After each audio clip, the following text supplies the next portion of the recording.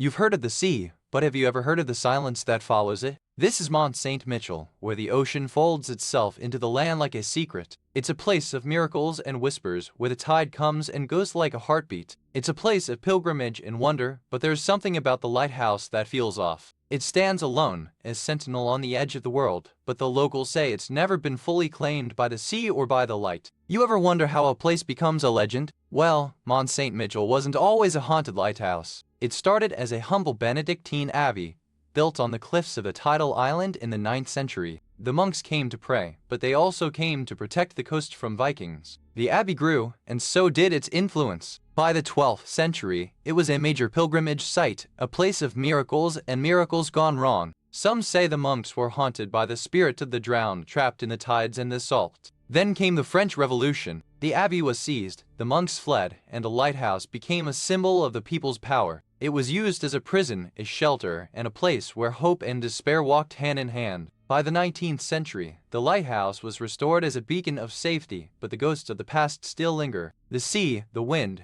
and the stone all tell their own stories of love, loss, and the weight of history pressing down on those who live and die here. And so, the lighthouse of Mont-Saint-Michel became more than a structure. It became a place where time stands still, where the past and present are woven together, and where the whispers of the lost still echo in the stone. You remember how the lighthouse stood tall, a sentinel against the storm, its light a beacon of safety for the fishermen and sailors. But then, the light began to flicker like a candle in the wind, uncertain, almost scared. The keepers started to say it was the wind, or the old stones creaking. But some said the light didn't just flicker, it died. Just for a moment, and then it would return, like a ghost trying to be seen. The keepers began to sleep fitfully, waking with the same dream. A woman in a white dress, standing at the very top of the tower, her face turned toward the sea, whispering something they couldn't quite hear. One morning, the light was gone. The tower was locked from the inside. And when the Coast Guard came, they found no one, not a keeper, not a body, just a single white dress still hanging from the top of the tower. You remember the lighthouse, don't you? That towering sentinel of stone and salt standing proud against the tide. But in the year 1947, it became the stage for something far darker than the sea. A young couple, newlyweds, arrived there with dreams of a quiet life. They were supposed to be the first family to live in the lighthouse since the war. But the sea didn't just take the tide, it took them. The husband, a sailor, claimed the house was haunted. He spoke of voices in the wind, of shadows that moved when no one was there. But his wife, a teacher, dismissed it as superstition. Until the night the lights went out. They never made it to the top.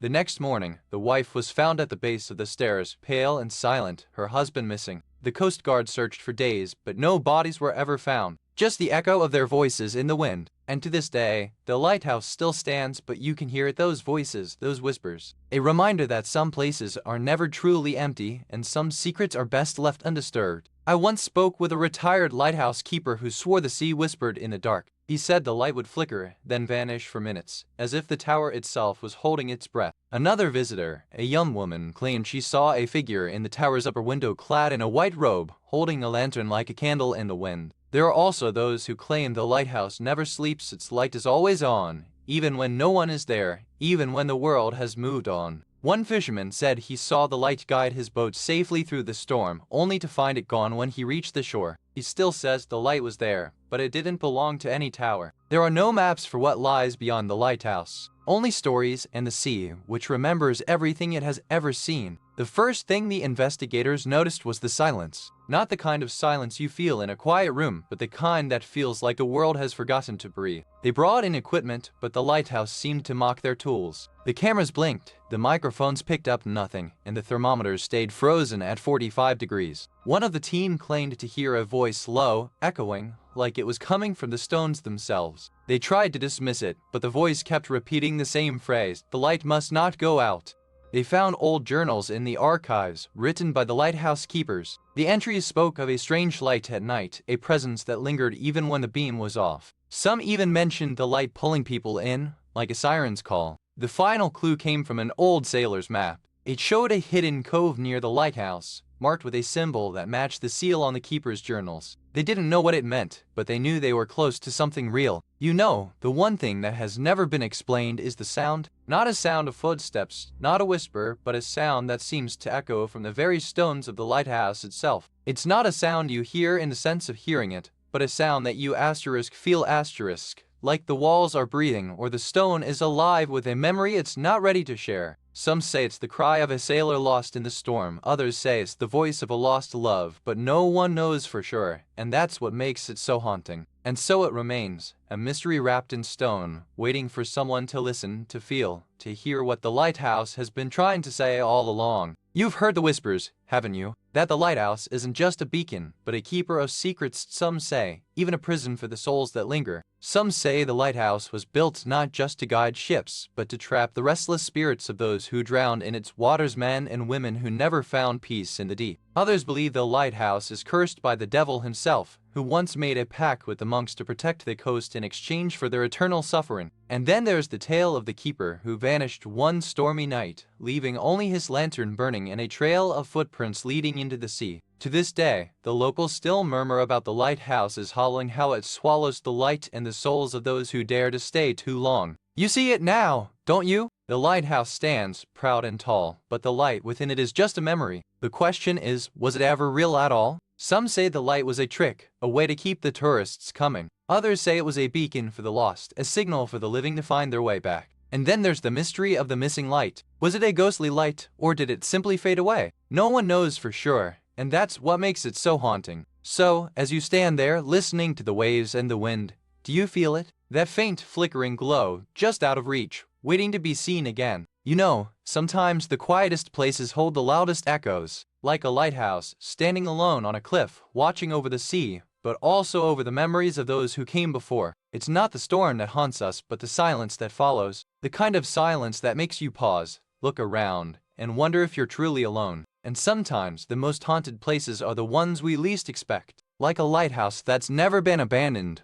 but just forgotten. So as we turn the page, remember, the past is never truly gone. It just waits in the dark for the right light to shine. You've heard of Paris, but have you ever imagined the bones beneath the city? Beneath the cobblestones and the grand boulevards lies a labyrinth of tunnels where time seems to have forgotten its place. These catacombs were once a dumping ground for the city's dead, over 6 million souls, stacked like bricks at a forgotten wall. But it wasn't just bodies they buried. It was history, memory, and something far more sinister. Legends say that those who wander too far into the catacombs hear whispers in the dark voices of the dead, pleading for release or warning of something they've already seen. Some say the catacombs are a prison for the souls of those who died in the revolution, and that the deeper you go, the more you feel their anger, their grief, their unfinished stories. And then there are the disappearances. People who went in and never came out. No bodies, no clues, just silence and the sound of something moving in the dark. You know, the catacombs didn't start as a place of burial. They were once a dumping ground for the bones of the poor, tossed in like trash. Imagine a city so crowded, people couldn't even be buried properly. Quick word from our sponsor. If this sounds like something you'd enjoy, take a look at the Fire TV Stick 4K streaming device. There's a link and a QR code on screen right now, and in the description below. Alright, back to it. In 1786, the city finally decided to do something about it. They dug up the mass graves and moved the bones into these underground tunnels. It was a way to get rid of the dead, but also a way to hide the truth. But the real tragedy came when the city decided to use these tunnels for something else. They became a place for the living to escape the heat, to hide from the revolution, to even, in some cases, to find love. It was a dark time, and the catacombs became more than a tomb. They became a refuge, a secret, a place where the line between life and death blurred. You remember the first time you heard the whispers in the dark. It was just a murmur, like a breeze through old stones, but it wasn't the wind. It was something else, something that had been waiting, listening, and now it was speaking. The first time you felt the cold, not from the air, but from the stone itself. It wasn't just a chill, it was a presence, a weight pressing down on your shoulders, as if the walls had grown heavier and the air had thinned. Then came the scent, a musty, damp aroma that clung to your clothes, like the smell of old books and something else. Something that made your skin prickle and your breath catch, even in the stillness. The first time you saw the eyes, no, not eyes, just the glint of something watching from the shadows, just for a moment. You turned, and there was nothing, but the feeling of being watched never left you. And then, the first time you heard it, the faintest sound, like a child's whimper, just before the silence swallowed it whole. It wasn't the sound of anything you could explain. It was a sound that belonged to something else. You see it now, don't you? The narrow, cobbled alleyway, the scent of damp earth and old decay, the flicker of candlelight catching on the back of a figure in the shadows. It's the moment the last light went out. A young woman, no older than 20, steps forward, her breath visible in the cold air. She's dressed in a simple black dress, her hair pinned up, her face pale and unblinking. She turns, and the candle goes out. They say she was last seen here on the night of the Great Fire. Some say she was a thief, others say she was lost. But none can say for sure what happened to her, or why the alley has never been the same since. And now, decades later, the same alley is the site of the most recent disappearance. A young woman, dressed just like the last one, vanishes without a trace. The only clue is the candle, still burning, still unlit. You can't help but wonder, what if she never left? What if she's still here, waiting, watching, and the candle is just the beginning? I spoke with a former tour guide who swears the catacombs are alive. He told me about the way the stones whisper when no one is listening, and how the air feels colder near the walls. He described the silence so thick it seemed like the catacombs were holding their breath. And then, the sound of faint, rhythmic tapping, like fingers against stone, just before the lights flickered. One woman claimed she saw a figure in the dark, dressed in 18th century garb, standing at the edge of a collapsed passage. She said it looked like someone frozen in time, watching her with hollow eyes. Another visitor reported that the walls seemed to shift when they weren't looking, as if the catacombs were trying to rearrange themselves to hide something. They never found out what. The most chilling account? A couple who said they heard voices, not from the living, but from the dead, calling out names. Not in a language, but in a way that felt like they were speaking directly to them. These aren't just stories, they're echoes of something real, something that still lingers in the bones of Paris. And I wonder, what are the catacombs trying to tell us? We began our investigation with the city archives, where we found a stack of yellowed maps and faded photographs that hinted at a network of tunnels beneath the Seine. The air smelled of old paper and dust, and the silence was thick with secrets. Our first stop was a forgotten church in the 12th arrondissement, where the priest whispered stories of a burial society that disappeared during the revolution. The stained glass glowed like embers in the twilight. We followed a trail of old journals that described strange symbols carved into the walls of the catacombs. One entry spoke of a door that opened only for the dead, and the ink had bled through the page. The deeper we went, the more the air felt like it was holding its breath. We found a sealed chamber with a single iron door, rusted shut, and a note in French that read, "Do not open unless you are ready to see." As we stood there, a cold wind howled through the tunnel, carrying with it the sound of distant footsteps, just a few, but enough to make the hair on the back of our necks rise. You see, the real mystery isn't the ghosts or the tunnels, it's that one single detail that has never been explained. No one knows what happened to the original architect of these catacombs. His name was Henry Labroust, and he designed the first underground ossuaries in the 1800s, but he vanished before the catacombs were even completed. No records, no body, just a trail of unanswered questions. Some say he was murdered by the church for his radical ideas. Others say he went mad and disappeared into the tunnels himself, but no one has ever found proof. Just whispers in the dark. And here's the thing, no one even knows if he was a man, or if he was ever real at all. Some say he was a myth created to explain the curses, but I think he was real, and he's still down there, waiting to be found. You've heard the stories, but here's the twist. Some locals say the catacombs are not just bones, but a secret passage. A hidden tunnel that leads to the city's oldest cemetery, where the dead still walk. They whisper that the catacombs were once a prison for the unclaimed, and that the scent of damp earth and iron is not just from the bones, but from the blood that never dried. Some say the city's first mayor, a man who built the catacombs for the poor, is still here, watching over his creation. His ghost is said to appear at midnight, humming a tune that echoes through the tunnels. And then there are the children, those who have wandered too far, never to return. Their laughter is said to echo in the tunnels, a sound that lingers longer than it should. But here's the real question, what if the catacombs are not haunted, but waiting for someone to come close enough to hear the truth, and close enough to be remembered? You see, even now, the catacombs still whisper. No one really knows what happened to those poor souls who vanished in the 1800s. Some say they were just lost, others say they were taken. But the truth, it's buried literally. A few years back, a group of amateur historians tried to map the catacombs again. They brought cameras, maps, and even a priest, but they never returned. Their last message was a single line: "We heard voices. Not human."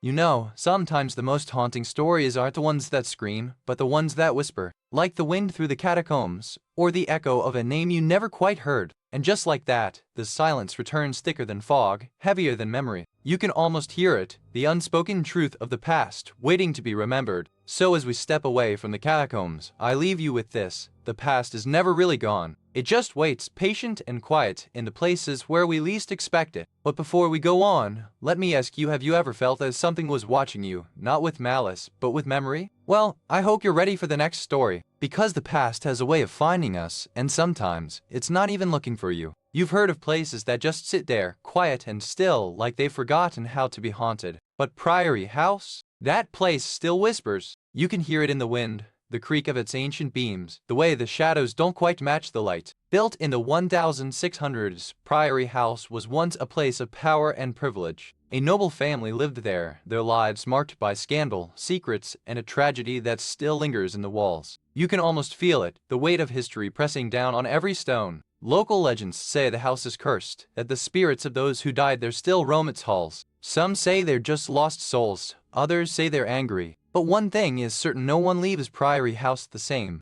And now, you're here. You've come to hear the story, to step into the silence that lingers between the screams. You're not just a listener, you're a witness. You've seen the house. You've felt the air. Now, you're ready to listen. You might be wondering, how did this place come to be? Well, it all started in the 1700s with a man named Elias Thorne, a wealthy landowner with a taste for the macabre. He built Priory House as a grand estate, but he also had a secret garden of rare, poisonous plants. Quick word from our sponsor. If this sounds like something you'd enjoy, take a look at the Kindle Paperwhite e-reader. There's a link and a QR code on screen right now, and in the description below. Alright, back to it. Elias was known for his strange rituals, often holding gatherings where guests were given rare herbs and potions. Some say he believed these plants held the power to communicate with the spirit world, while others claim they were just his way of toying with the guests. But the true tragedy began when Elias's wife, Margaret, died under mysterious circumstances. Some say she was poisoned by her own plants. Others say she was killed by one of the guests during a midnight seance. What's clear is that her death left Elias broken,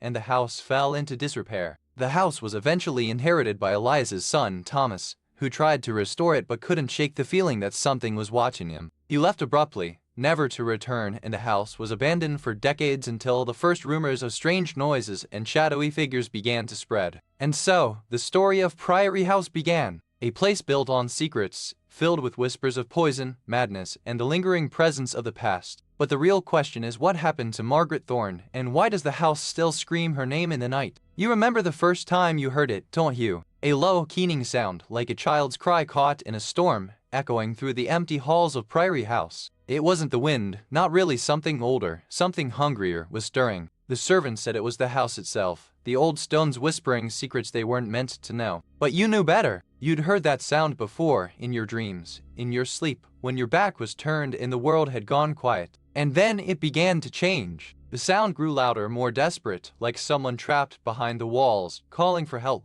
But help never came. Not for them. Not for the ones who stayed too long. You tried to convince yourself it was just an old house, just the wind, just the memories of the past. But the house had a way of making you remember things you'd never been told. Things you weren't supposed to know. By the time you realized what was happening, it was too late. The house had already taken its first victim. And it wasn't done yet. You've heard the whispers of the old servants. But what about the night the lights went out? The night the clocks stopped, and the silence was louder than any scream. The house was quiet, too quiet. The family had gone to bed, but the air felt wrong charged, like it was holding its breath before something terrible would happen. The children woke up screaming, but no one could find them. The parents called out, but the house answered with a silence so deep, it felt like the air had been sucked away. In the morning, the family was gone. No trace, no explanation. Just the house, standing as if it had never known them. And the whisper? It's still there, waiting for someone to listen. I've spoken to dozens of people who claim to have seen the shadows move in Priory House. One woman told me they saw a figure standing in the hallway just outside her door, but when she turned around, there was nothing there. Another man said he heard a child's laughter coming from the third-floor room, but when he went to check, the door was locked and the room was empty, save for a single, dusty doll on the bed. One of the most disturbing accounts came from a former groundskeeper who said he saw a shadowy figure in the garden, waving a hand as if trying to stop him from leaving. He said it wasn't until he left the grounds that he realized the shadow had been right behind him, just out of sight, all the way to the gate. We began our investigation with the oldest records, you know, those yellowed pages and brittle photographs. The first thing we found was a faded newspaper clipping from 1937, a small-town story about a young couple who vanished without a trace. The article described the couple as bright-eyed and full of dreams, but their last known location was the Priory House, where they had stayed for just a night. No bodies were ever found, no ransom notes, just silence and whispers. When we arrived at the house, it was as if time had paused. The air smelled of damp wood and something older, like memories clinging to the walls. The floors creaked underfoot, as if the house itself was breathing. We followed the trail of old stories and found a hidden room beneath the floorboards, sealed for decades. Inside, we found a small, locked box with a single letter inside, addressed to the couple by a neighbor they had never met. The letter spoke of a secret they had uncovered, something about the house itself. The neighbor had warned them, but they had laughed it off. Now, with their names etched in the history of the place, we wondered had they been warned too late. You know, the real mystery of Priory House isn't the ghosts or the screams, it's that one detail no one can explain. What happened to the child's shoe, the one that turned up in the creek months after the fire? No one saw the fire, no one heard the screams. But that shoe, it's the only physical clue that ties the tragedy to the house. And it's still out there, waiting for someone to find it. You think the fire was an accident? Maybe. But that shoe, it's a whisper from the past, a silent witness to a story that's never been told. So, what do you think? Was it a warning and message, or just the house's way of saying, I remember? You've heard the whispers, haven't you? The ones that say the house doesn't just hear voices, it wakes them. Some say it's the ghost of a young bride, others claim it's the spirit of a priest who cursed the land. One local legend claims the house was built on an ancient burial ground, and the screams you hear are the restless souls still trapped beneath the floorboards. But no one can prove it. The town elders still tell stories of the priest who lived here long ago, a man so consumed by guilt that he cursed the house to never rest. But even he may have been just a man, and men can be very cruel. And then there are the ones who say it's not a ghost at all, it's the house, alive and angry, waiting for the next curious soul to come too close. You've heard the stories, but have you ever wondered what you'd hear if you stood there, alone, in the dark? You know, some mysteries don't just fade away, they linger, like a bad dream you can't quite shake. Priory House still whispers, and no one's quite sure why. The last official report was filed in 1972, but no one's followed up since. It's like the case just stopped. No bodies, no clues, just silence. Every year, on the anniversary of the disappearance, the air gets thick with an unplaceable sound like a child's laugh, or a door creaking in the wind. And here's the kicker, no one's ever found the missing child's belongings. Not a toy, not a sock, not a single trace of them. Just nothing. So, what do you think? Was it a kidnapping? A tragedy? Or did the house take the child and never let go? I'll tell you this, Priory House doesn't forget. You can almost hear the echo of footsteps in the silence between the trees, like the house is still breathing, waiting for the right moment to call out again. The wind has a way of carrying secrets. Sometimes it whispers, sometimes it screams, and sometimes it just stops altogether. There's something about the quiet places that hold the most stories that refuse to be forgotten, even when the world moves on. And so, we leave Priory House with more questions than answers, and the feeling that the shadows are still watching, still waiting. But the stories don't end here. They wait, like the wind, for the right moment to rise again. You've heard of the Northern Lights, but have you heard of the Northern Chills? The Ice Hotel in Sweden isn't just a place to sleep in ice, it's a place where the cold doesn't just bite, it whispers. Built every year from thousands of tons of ice and snow, it's a temporary wonder, but some say it's a temporary prison for those who stay too long. You've heard of haunted hotels. This one's haunted by the cold. Some say the ice doesn't just freeze the body, it freezes the soul. The hotel's reputation grows every year, like the ice itself. You've heard of ghost stories. This one's not just about a ghost, it's about a chill that won't let go. But what happens when the ice melts and the hotel disappears? Do the stories stay? Or do they freeze, like the cold, like the past, like the memories of those who once walked these halls? You know, the Ice Hotel wasn't just a fancy idea, it started with a group of artists and dreamers who wanted to do something truly different. They wanted to create a place that would melt away the ordinary and leave people in awe. Back then, people weren't used to sleeping in a place made entirely of ice. But these visionaries believed it was possible, and they were right. They started with a small ice sculpture, then built their first winter hotel with a bed, a bathroom, and even a restaurant. Quick word from our sponsor. If this sounds like something you enjoy, take a look at the Amazon Echo Dub 5th smart speaker. There's a link and a QR code on screen right now, and in the description below. Alright, back to it. But the real magic wasn't in the ice, it was in the people. These artists were more than builders, they were storytellers, and they brought their whole hearts into every detail of the hotel. And so, the Ice Hotel was born, a place where dreams and ice met, and where the first guests slept in a world that felt like a fairy tale frozen in time. The first signs that something was terribly wrong came as a whisper in the wind, a sound that didn't belong. A faint, high-pitched wail, like a child's cry caught in the snow, echoed through the halls of the ice hotel. Staff and guests began to notice it more often, especially at night. It was never the same sound, never quite the same place, but it always felt like a warning, like something was waiting just beyond the ice. The laughter wasn't just a sound, it was a presence. A presence that made the air feel heavier, the walls feel colder, and the silence feel too loud. It wasn't just the sound. It was the way the ice seemed to shimmer as if it were alive, and the way the snow would fall in perfect, unnatural patterns, like a message left by something that had no body. And then, the first real sign that something was terribly wrong, someone left their room, and the door was frozen shut. No one had been there, no one had left, and yet the cold had waited for them. You've heard the rumors, but no one's ever seen it. A body was found in the ice, but the ice never melted, and the snow never fell. They say it was a woman, and she was never the same after that winter. The last time she was seen, she was laughing, just like she always did. But the next morning, the ice was cold, and she was gone. No footprints, no sound, just silence and a chill that didn't come from the cold. They say she was a guest, a visitor from far away, who came to stay for a night. But she never left. The staff heard her in the halls, whispering in a language no one understood, and the ice never stopped forming around her. The police came, but they found nothing. No clues, no bodies, just the ice and the silence. And still, the hotel doesn't let anyone stay in the same room she was in, not even for a night. So if you're ever here,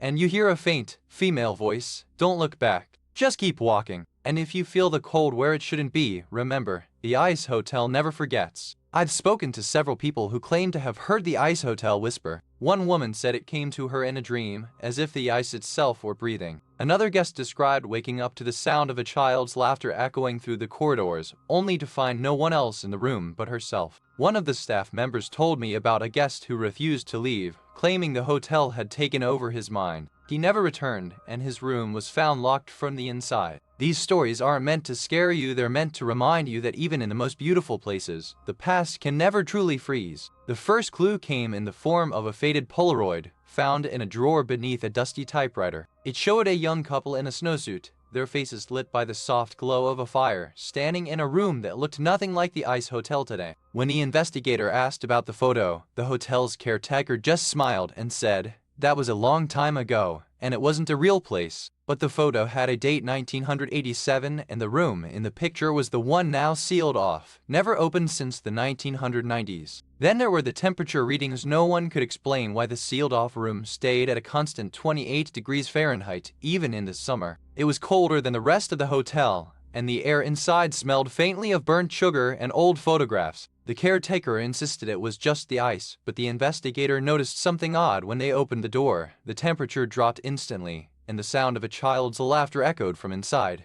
though no one was there. Finally, the investigator found a journal, buried in the foundation, written in a woman's hand. It described a love affair gone wrong, a betrayal, and a final scream that never ended. The final page was blank, but the ink had bled through, leaving a ghostly handprint. The hotel now has a new rule. No one is allowed near the sealed room, but sometimes, at midnight, the caretaker says he hears the frozen wails echoing through the walls like a child crying in a place that was never meant to be forgotten. You know, the real mystery isn't the cold or the ghosts. It's that one little detail no one can explain. Every year, the same thing happens. They say the ice is never the same. The walls shift, the rooms rearrange. But the thing that never changes? That one droplet. It's always there, always glowing. Some say it's a message. Others think it's a warning. But the truth, no one's ever figured it out. And it's still there, glowing, waiting. Every winter, it waits. So next time you think about the Ice Hotel, remember, the real chill isn't in the cold. It's in that one droplet, and in the silence that follows its glow. You've heard the whispers of the Ice Hotel, but what about the stories locals still tell? Some say the hotel is cursed, built on the bones of a long-forgotten tragedy. Others insist it's just the sound of ice cracking at night. But the locals say it's something more, a voice, low and cold, echoing through the halls like a child's cry. But then there are the stories of the ones who stayed too long, people who came for the beauty, only to vanish without a trace, leaving behind only their luggage and a trail of frozen tears. And some say the hotel isn't just haunted, it's alive, shifting and breathing with a will of its own, and it's waiting for the next guest to come and stay a little too long. You know, the real mystery isn't just the ghost, it's what happened to the woman who vanished in the snow, and why no one's ever found her tracks. The police said it was a case of bad weather and poor judgment, but the locals still whisper about the ice hotel's cursed grip on those who stay too long. Others believe she was a traveler who came to the hotel for warmth, only to be trapped in the ice, her story buried beneath the snow and the silence. And still, the hotel stands, pristine and cold, as if waiting for the next soul to fall into its frozen embrace. So, what do you think? Did she find peace in the ice, or is she still out there, waiting for someone to listen to her frozen wails? You know, sometimes the most haunting stories are the ones that fade away like a whisper in the snow. Did you ever wonder what it's like to be truly alone in a place where time stands still? The ice doesn't just chill the air, it chills the soul. And if you listen closely, you might just hear the silence that once held a voice. There's a quiet dignity in the way the ice holds its secrets, like a mother who never lets her children forget. And as you walk away, you might just carry a little bit of that cold with you, like a memory that lingers long after the fire has gone out. You've heard of Stonehenge, but have you ever wondered what happens when ancient stones are left alone for thousands of years? What happens when time, nature, and the unknown begin to take their toll? These stones, carved with purpose and mystery, have stood for millennia, but they've also suffered. Some are cracked, some are fallen, and some are missing pieces of themselves. But the real horror isn't just in the missing stones, it's in the way the earth seems to remember what was taken, and the way the wind whispers through the gaps like it's trying to speak. And then there are the tale stories passed down through generations, of strange lights, of voices calling from the earth, and of hands reaching up from the ground to reclaim what was lost. So, what do you think happened to those stones? Did they fall on their own, or did something else take them? And if they're still here, in the earth, what are they waiting for? You know, the stones at Stonehenge didn't just appear overnight. They were built by hands, not magic hands that worked in darkness, with tools that made the earth tremble and the air hum with ancient power. The builders, Neolithic people, clever and tireless, carried these massive stones from miles away, dragging them over land that was once a forest, now a sea of stone and silence. But there's something else about these stones, something that lingers, that the builders might have known but never spoken of. A secret buried in the earth and in the stones. And so, the stones stood, not just as a monument, but as a gateway. A place where the past meets the present, where the living and the lost might still meet if you listen closely. You remember the first time you saw the stones, right? That first glimpse of the colossal monoliths rising from the mist like ancient sentinels, so tall, so still, so impossibly old. But then, something changed. A shift in the air, a whisper in the wind, as if the stones themselves were holding their breath. Quick word from our sponsor. If this sounds like something you'd enjoy, take a look at the Apple AirPods 2nd generation. There's a link and a QR code on screen right now, and in the description below.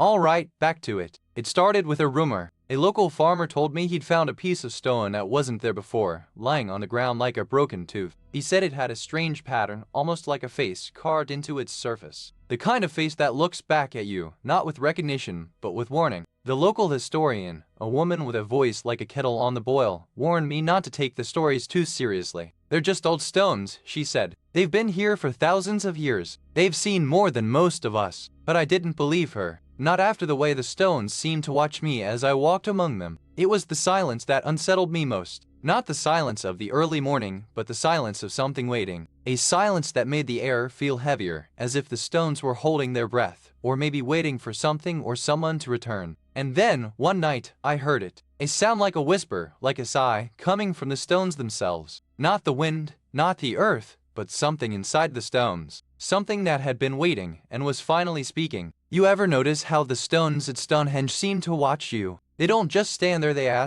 wait. And in the early 1900s, one of those stones vanished without a trace, like it had never been there at all. The stone was marked by a small wooden cross, a makeshift grave for a man who had died in a mining accident. The locals said he'd been buried there, but then one morning, the grave was gone, and the stone was missing too. The last person to see the stone was a young boy named Tom, who'd been playing near the site. He said he heard a low, humming sound coming from the stone, like it was singing a lullaby to the wind. Tom never spoke of it again. He moved away, and the stone was never found. But the locals say that if you listen closely at night, you can still hear the stone's lullaby just before the wind picks up and carries it away. I spoke to an elderly woman from Salisbury who said she saw the stones shift under moonlight. She swore the shapes on the stones looked almost like hands reaching toward the sky. Another hiker claimed he heard a voice calling his name in the dead of night. He said it was the same voice that echoed through the stones for 3 nights straight before he left. One visitor described feeling a cold breeze that came from nowhere, brushing against their neck as if something unseen was watching them from the stones themselves. A local historian told me the stones were never just stones, they were seen as guardians, protectors, and even warnings. Some say they were built to trap the souls of those who disturbed the earth. Some say the stones are not just haunted by the past, but by the present, that they remember, and that they're waiting for someone to finally listen. We followed the clues through the dark, winding paths of the ancient stones, and the first thing we found was a weathered journal tucked beneath a fallen slab. It was full of frantic scribbles and warnings, like someone had been trying to stop something from happening. The journal spoke of a ritual, a secret gathering held under the full moon, and a curse tied to the stones. The writer described a strange symbol carved into the base of one of the monoliths, something that wasn't there before we arrived.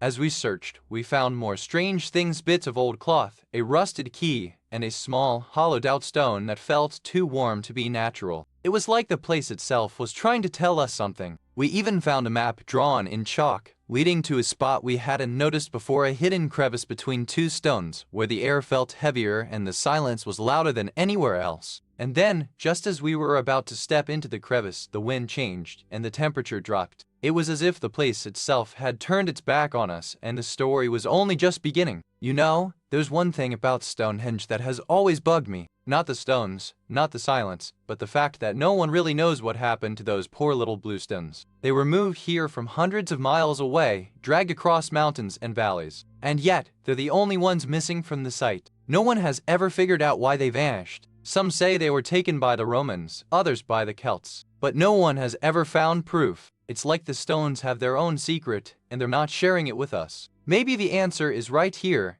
hidden in plain sight. Maybe the blue stones were never meant to stay. Maybe they were always waiting to be found again. And that's why we keep coming back, isn't it? To listen, to wonder why the stones were taken and if they ever will be found again. You ever wonder why the stones of Stonehenge seem to whisper in a language older than time? Some locals say they were not just built, but carved by hands that knew the secret of the earth's heartbeat. There's a tale, passed down like a family heirloom, about the druid who carved the stones not just as monuments, but as a map to something buried deep beneath the earth, a place where the living and the dead still meet. Some say the stones were never meant to be a place of worship, but a kind of prison for something that escaped long ago. The mutilation? Not an accident. It was a warning. And then there are the whispers of a hidden chamber beneath the stones where the bones of the first builders still lie, waiting for the right moment to stir. You can still hear them. The locals say those who have stayed too long. They tell you not to look directly at the stones when the wind is howling. That's when the whispers turn to screams. You ever wonder what happens to a place when the stones stop talking? Stonehenge has been silent for centuries, but some say the silence is just a trick of the mind. The stones may be ancient, but the stories they hold are far from over. The missing stones, those that were never found after the original construction, have always been a mystery. Some say they were taken by the Romans, others by the locals who feared their power. But no one knows for sure. What if they were never taken at all? Every year, people come to Stonehenge hoping for answers. Some bring offerings, others seek closure. But the stones never give up their secrets. They just wait, patient and silent, for someone to listen. And so, the mystery lingers,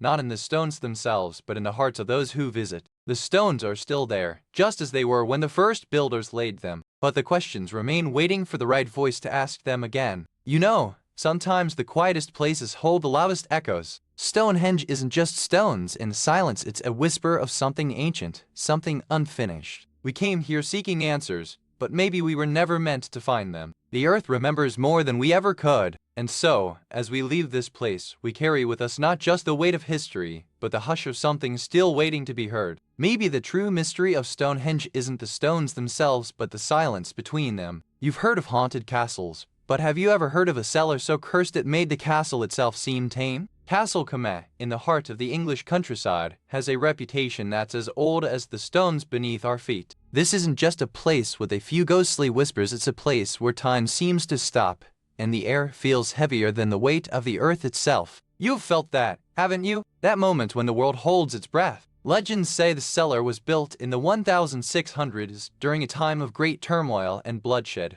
It was used for more than storage. It was a place of secrets, of silence, and of something far darker than the darkness that clings to its walls. Some say it was used for imprisoning those who were deemed too dangerous to be let loose. Others say it was where the truly cursed were buried, not in the ground, but in the very walls of this place. And some say the walls still remember. But what really makes this place so unsettling is that it's not just the stories that linger. It's the silence. The way the air feels like it's holding its breath. And the way the light seems to dance just a little too much for comfort. So, if you're ever in the area, you might want to take a walk through the woods, but be careful where you step. You never know when the cellar might call you back and you might not want to answer. Now, let me tell you about the man who started it all, Captain Reginald Hargrave. A charming, ambitious soldier who loved his home and his family, but he had a wild streak. He was the one who built the cellar with his own hands, and he filled it with his most prized possessions, his wife's jewelry, his father's sword, and a secret room for his lover. They never found his body, but the cellar became a place of whispers where the air felt heavier and the silence was too loud. Now, the legend says that if you walk into that cellar on a moonless night, you might hear his voice, calling for his wife and his lover still trapped in the dark.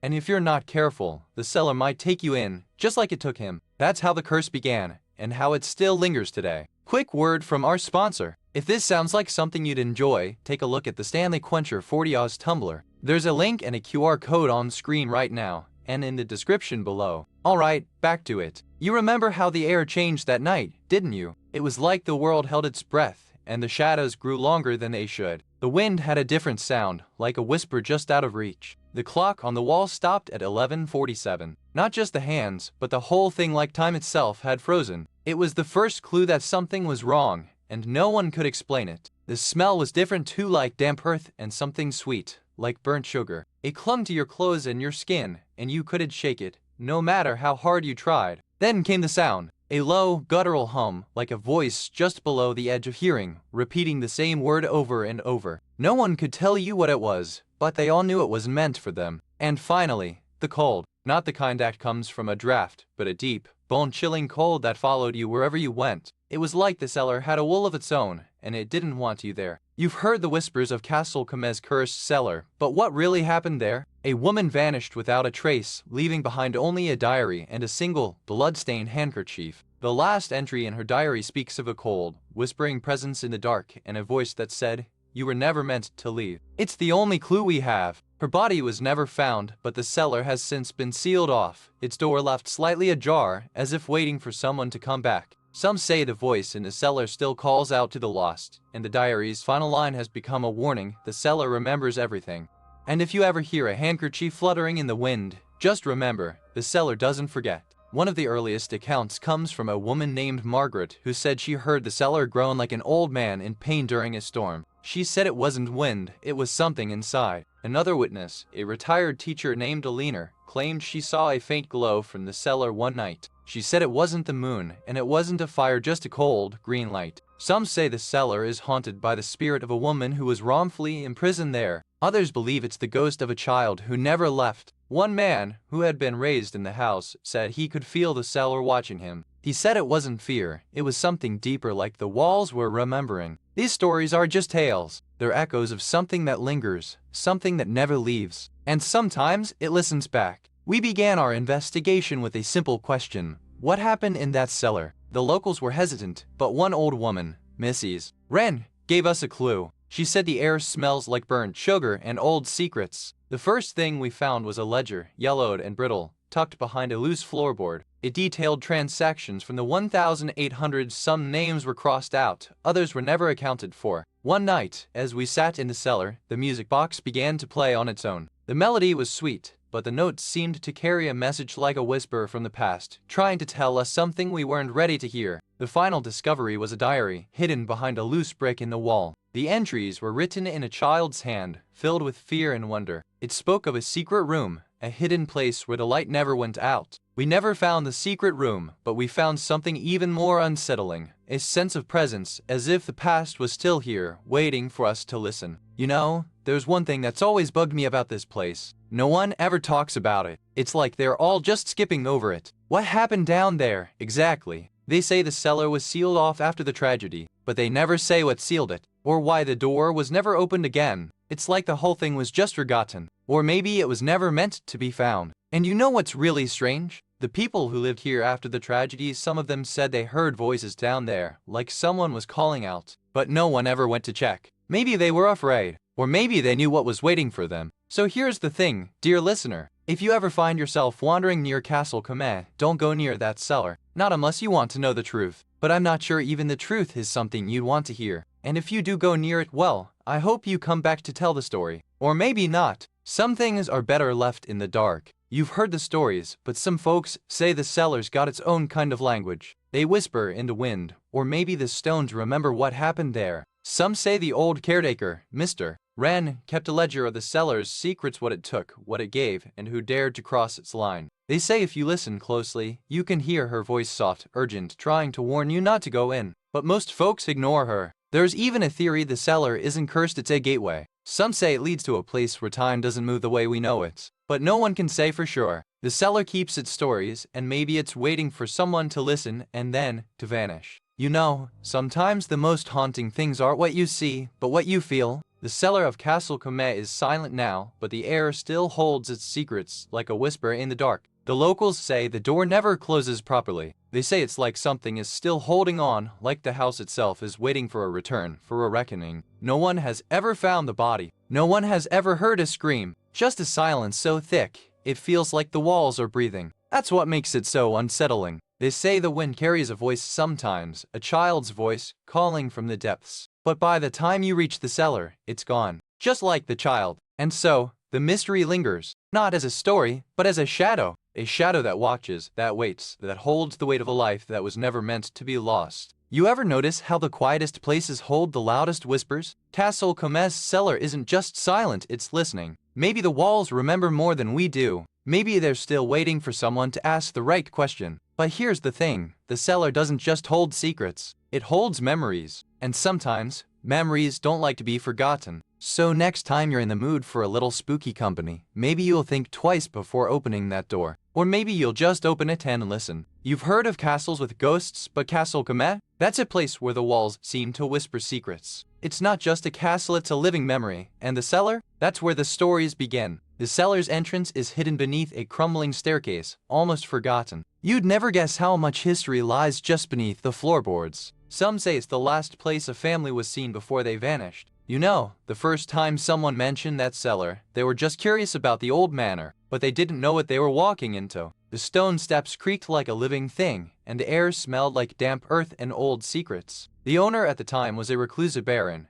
known for his strange behavior. He locked himself in the cellar for weeks at a time, and no one could explain why. The locals whispered about madness, but they also knew he had a secret. The diary told of a love affair gone wrong. The baron had been in love with a woman who had already married someone else. When she left him, he became obsessed. His obsession led to a crime that haunted the family for generations. They say the cellar was built as a place of punishment, but it became a tomb for something far darker. The baron's name was erased from history, but the echoes of his sorrow and rage remain, trapped in the stone and the silence. You remember the first time you noticed something wasn't quite right. It was a quiet Tuesday, the kind of day where you'd normally hear the creak of the old floorboards. But this time, it was different, like the house itself was holding its breath. The temperature dropped so fast, it felt like the walls were exhaling something cold. You pulled your coat tighter, but the chill didn't come from the air, it came from the silence. The way the dust on the floor seemed to stir without wind. Then came the sound, a low, almost musical hum, like a tuning fork vibrating in the bones of the house. It wasn't loud, but it was there, and it made your skin prickle in a way that felt like something was listening. You tried to laugh it off, like you always do when the house plays tricks. But the next day, the door to the cellar was slightly ajar, and the floorboards had been splintered in a pattern that looked almost deliberate. And then, the most unsettling part, your reflection in the cellar window wasn't quite yours. It was older, wearier, like the mirror had seen something you hadn't yet. You've heard the whispers, but now you're here. The cellar door creaks open, and the air smells like old dust and something older, like secrets buried in the mortar. Quick word from our sponsor. If this sounds like something you'd enjoy, take a look at the Stanley Quencher 40 Oz tumbler. There's a link and a QR code on screen right now, and in the description below. Alright, back to it. In the silence, you hear it, a faint, rhythmic tapping, like fingers against the stone. It's not the wind.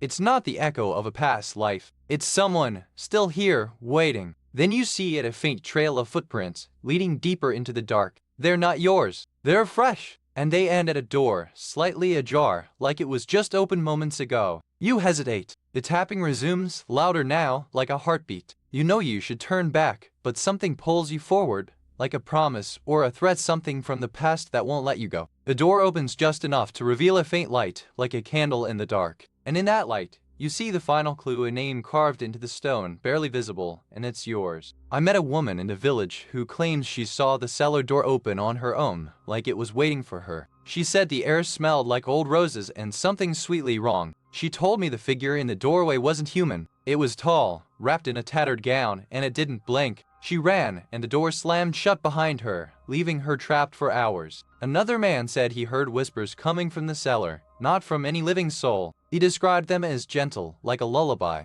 but the words weren't in any language he knew. He tried to follow the sound, but the whispers stopped the moment he stepped closer. He says it was like the cellar was holding its breath, waiting for something or someone to return. One local even claimed to have seen a child's toy floating in the air above the cellar, spinning slowly like it was being held by invisible hands. These aren't just stories. They're echoes of something real, something that refuses to be silenced. And that's what makes this place so very quiet. We started with the basics. You see maps, old records, and the stories people still whisper about Castle Comet. But the more we dug, the more we realized this place was hiding more than just a history. The first clue came from an old letter, written in a shaky hand, talking about a shadow that moves in the dark and a sound like weeping in the stone. It felt like a warning, not a story. We found the door, but not the key. Or maybe the key was never meant to be found. The locals said it was sealed with a curse, and that whoever tried to open it would only find silence in a voice that wasn't theirs. Then there was the sound. Not the kind you hear with your ears, but the kind that lingers in your bones. It wasn't just a whisper, it was a memory, and it was waiting for someone to listen. We couldn't prove anything, but we sure felt something. The investigation didn't end with evidence, it ended with a question. And sometimes, the answer is better left unspoken. You know, there's one thing that has always bugged me about Castle Comet. The cellar, the whole thing, but the one detail that's never been explained. You ever think about the sound the door made when it closed? It wasn't the slamming or the thudding. It was something softer, almost like a whisper. Like the door was saying goodbye. Or maybe, it was saying goodbye to someone. No one knows what happened to the last person who tried to close that door. They just vanished. And now, every time the wind blows, it sounds like someone's trying to close it again. You ever think about that? That door, that sound, that one unexplained detail. It's like the house itself is trying to tell us something, but the message is buried in the silence. You've heard the tales, but have you ever wondered what the locals really think? Some say the cellar was built by a man who couldn't bear to let his wife die in childbirth, and now he's still there, clutching her hand, waiting for her to wake up. Others insist the cellar was used for something darker, a secret society that met in secret, and the walls still hum with their whispers. You can almost hear it if you listen closely. But don't take it too seriously, dear listener. After all, the best stories are the ones that make you wonder what's really out there, waiting for you to find out. And remember, the cellar doesn't just hold secrets, it holds stories. Stories that have been told for generations, and maybe, just maybe, they're still listening. You know, sometimes the most haunting thing isn't what you see, but what you can't explain. And that's exactly what's left in Castle Comet's cellar, questions that don't have answers. They say the door creaks at midnight, but no one's been able to open it. It's like the house itself is holding its breath, waiting for something or someone to wake up. The local historian, a woman with a sharp mind and a sharper eye, told me the cellar was sealed off after a fire in the 1800s. What, the fire? That's the thing that never quite adds up. The records are missing, the witnesses are dead, and the cellar? It's still there, waiting for the next person to step inside, and maybe, finally, to find the truth. So here's the thing, my dear listener, some mysteries don't end, they just linger, and sometimes they're the best kind of story. You can almost hear the echo of a child's laughter just out of reach, as if the past is still whispering through the cracks in the stone. Sometimes, the most haunted places are the ones that seem the least likely to be haunted, like a quiet English village with a cellar that's been forgotten for decades. And sometimes, the stories don't end because the past has a way of finding you, no matter how far you think you've run. So, what do you think? Was that the end of the tale, or just the beginning of something else? You've heard of the caves, but have you ever stood at their mouth and felt the weight of the earth closing in? The Blith Caves are more than a hollow in the rock, they're a memory, a whisper, a place where time seems to stop and the air grows heavy with something ancient. Legend says the caves were once a sanctuary for a lost tribe, a place where they carved their stories into the walls. But something changed, something happened deep inside those dark tunnels that turned the place from sacred to sinister. No one knows for sure what happened in those caves, but the stories are as thick as the mist that clings to the rocks. Some say it's the echo of a child's laughter, others swear they've heard a voice calling for help in the night. The caves have a way of pulling people in like a siren's call or a forgotten promise. And once you're inside, the silence is louder than any sound, and the shadows seem to move on their own. It's not just the caves that vanish, it's the people who get too close. And if you're listening to this, maybe you're wondering, have you ever felt that same pull, that same strange stillness in the air,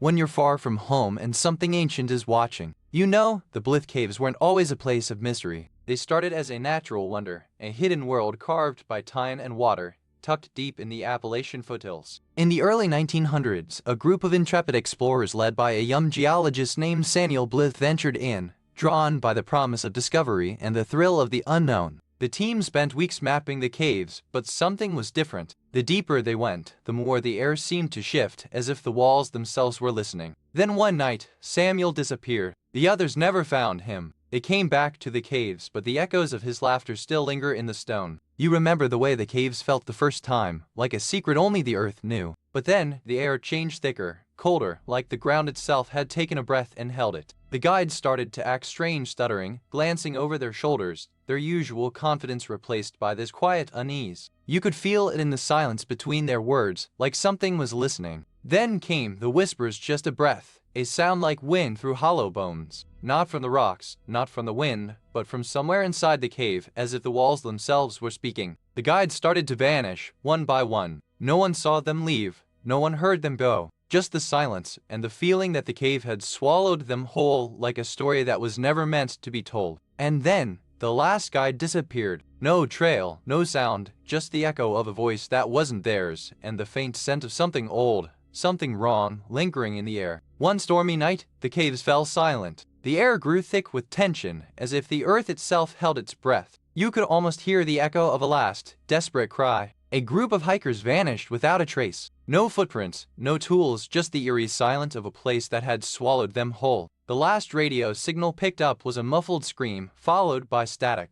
No one knew if it was a cry for help or the sound of something else entirely. To this day, the caves whisper to those who dare to listen. Some say they can hear the echoes of those who never made it out. I've spoken to several locals who insist they've seen strange lights flickering from the caves at dusk. One woman said she saw a figure in a long coat, walking slowly toward the entrance, as if waiting for someone. Another told me she heard laughter echoing from the caves one night, though no one was around. She said it was like the sound of children playing, but the silence was too heavy to be real. Quick word from our sponsor. If this sounds like something you'd enjoy, take a look at the Stanley Quencher 40-ounce tumbler. There's a link and a QR code on screen right now, and in the description below. Alright, back to it. There's even a story about a teenager who claimed he saw a ghostly child playing with a ball near the entrance. He said the ball rolled away, and when he followed it, there was no one there. These accounts are not just stories, they are fragments of something real, something that lingers in the spaces between memory and myth. We followed the trail of missing hikers, their footprints leading deeper into the caves. The air grew thick, as if the earth itself was holding its breath. What did they find that made them vanish?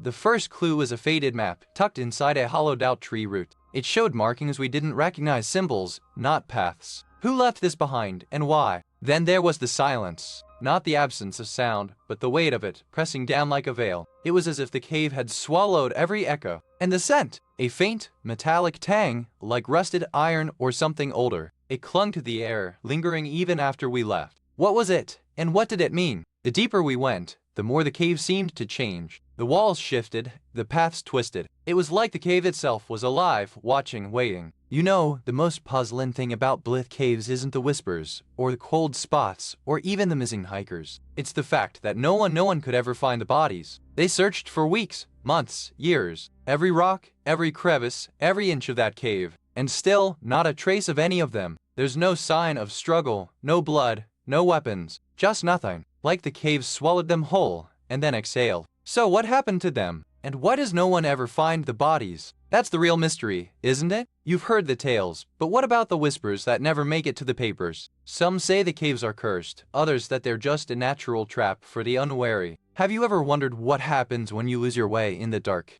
Local elders claim the caves have a will of their own, pulling people in and refusing to let them go. Some say they heard the screams long after the light went out. Have you ever felt like the walls were watching you? There are rumors of a ghost light that flickers just beyond the reach of any torch, leading people deeper into the unknown. Some say it's a trick of the eye, others that it's a sign the caves are trying to call you home. Have you ever seen it? Theories swirl like the fog that clings to the caves. Was it a tragic accident, or something more sinister? No one knows for sure. But if you ever find yourself lost in the dark, remember sometimes the best way out is to find your way back. You know, some mysteries don't end with a grave or a trial. They just vanish. Like the Blythe Caves, where the silence speaks louder than any scream. No bodies, no clues, just a missing man and a place that refuses to let go of its secrets. It's like the caves are holding their breath, waiting for someone to ask the right question. So, dear listener, if you ever find yourself wandering near the Blythe Caves, I'd ask you this: do you hear it? The echo of a voice, or just the wind? That's the beauty of a mystery, isn't it? It lingers, it hunts, and sometimes it just waits for the right person to listen. You walked the halls of the Blythe Caves, felt the weight of the silence, and let the echoes of the past linger in your bones. What do you think lingers there now? These caves don't just hold stories, they hold memories. Some of them are still waiting to be heard, and some of them are better left undisturbed. The Blythe Caves are not just a place, they are a presence, and they are always listening. So, as you walk away, remember this: the past is never truly gone. It's just waiting for the right moment to whisper again. You've heard of haunted castles, but have you ever heard of a cellar so cursed it made the castle itself seem like a relic of the past? Let me tell you about Castle Comet, a place where history clings to the walls like ivy and the silence speaks louder than any scream. Nestled in the hills of Somerset, this once grand estate was built in the 1300s. It's been abandoned for over a century, but locals say the ghosts still walk its halls, especially the cellar where the true darkness begins. The cellar isn't just old, it's a live asterisk with stories. Some say it was the site of a secret marriage, others that it's where a noblewoman was locked away for heresy. Whatever the truth, the air here feels different, like it's holding its breath. What the real curse? It's not the ghosts, it's the silence asterisk. You can hear the walls whisper if you listen closely, and some say, if you're not careful, the whispers will turn into something far more sinister. So, if you're ever in the area and you hear a faint creak from beneath the castle, don't be surprised. That's just the cellar, trying to remember what it's been through. You've heard the whispers of Castle Comet, but let me tell you how it all started. Back in the 1600s, this place was a bustling estate, owned by a man named Sir Edmund Weatherby, a man with a temper and a penchant for secrets. Sir Edmund wasn't just a landowner, he was a man of influence, and that made him enemies. One of them, a rival noble, plotted to ruin him. They poisoned his wine, but the curse didn't end there. The cellar became a place of betrayal, where truth was buried beneath stone and silence. The cellar was sealed with a curse, not a lock. Sir Edmund's last words, whispered to his wife, were that the cellar was to be left untouched, for it held more than just wine. It held the weight of a family's sins and the ghosts of those who dared to cross him. And so the cellar was sealed, the truth locked away, and the legacy of Castle Comet became a legend. But legends, my dear friends, are never truly buried. They wait, like a shadow, for the right moment to rise again. You remember how the air felt in that old cellar, damp and heavy, like it had been holding its breath for decades. The first sign wasn't a sound or a shadow, but the way the light seemed to flicker, as if the walls were breathing. Then came the chill, not from the cold,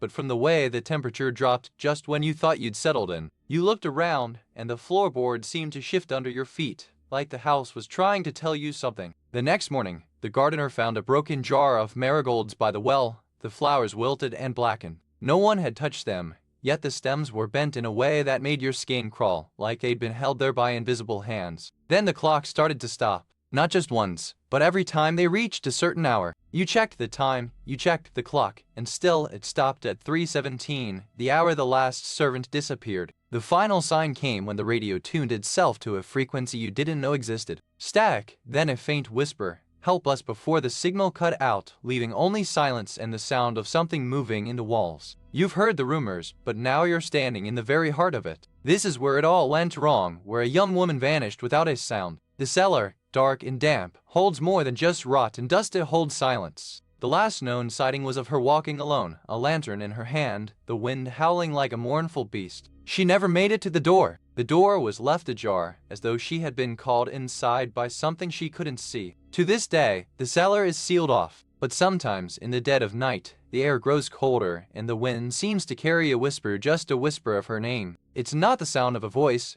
but the echo of a story that refuses to be forgotten. And if you're ever tempted to go looking for answers, remember this: some stories are best left buried. The cellar doesn't want you to find what's inside. It wants you to leave it alone. I spoke to Mrs. Harlow, who claims she saw the cellar door creak open one winter night, just as she was leaving for the post office. She said it looked like it had been moved by an unseen hand. She described the air as heavy, like it had been holding its breath, and the scent of damp earth and something metallic, like old blood. A young man named Thomas told me he once heard a child's laughter echoing from the cellar, though no one was around. He said it stopped when he turned around, and the laughter vanished into silence. He swore the sound was close, like it was coming from the walls themselves, and the silence that followed was louder than any noise. Even the local historian, Mr. Pritchard, admitted that the cellar had a reputation for being too still, as if it was holding its breath, waiting for something to wake up. He said he'd never seen a ghost, but he said the cellar had a presence that made you feel like you were being watched, even when you were alone. We began our investigation with a simple question: what was down there? The cellar door was rusted shut, but it didn't take much to pry it open. The air was thick with dust and something older than time. Quick word from our sponsor: if this sounds like something you enjoy, take a look at the Amazon Echo Dove smart speaker. There's a link and a QR code on screen right now, and in the description below. Alright, back to it. Inside, the walls were lined with old wooden shelves, some stacked with crumbling books, others bare. The floor was uneven, and every step felt like a betrayal of the silence. The journal mentioned a hidden room, sealed with a lock that had never been opened. We found the key buried in a flower pot by the entrance, like a message from the past. When we finally unlocked the door, the air inside was colder than the rest of the cellar, and the walls were covered in strange symbols, as if the room had been marked by something ancient and unseen. And there, in the center of the room, was a small, iron-bound box. We opened it slowly, and inside was a single photograph of a young woman, her eyes staring back at us, as if she had never left. You know, the thing that's never been explained is the sound. The sound that wasn't just a sound. It was a whisper, like someone breathing in your ear, but not in the way you'd expect. Some say it was the ghost of a child, trying to call out.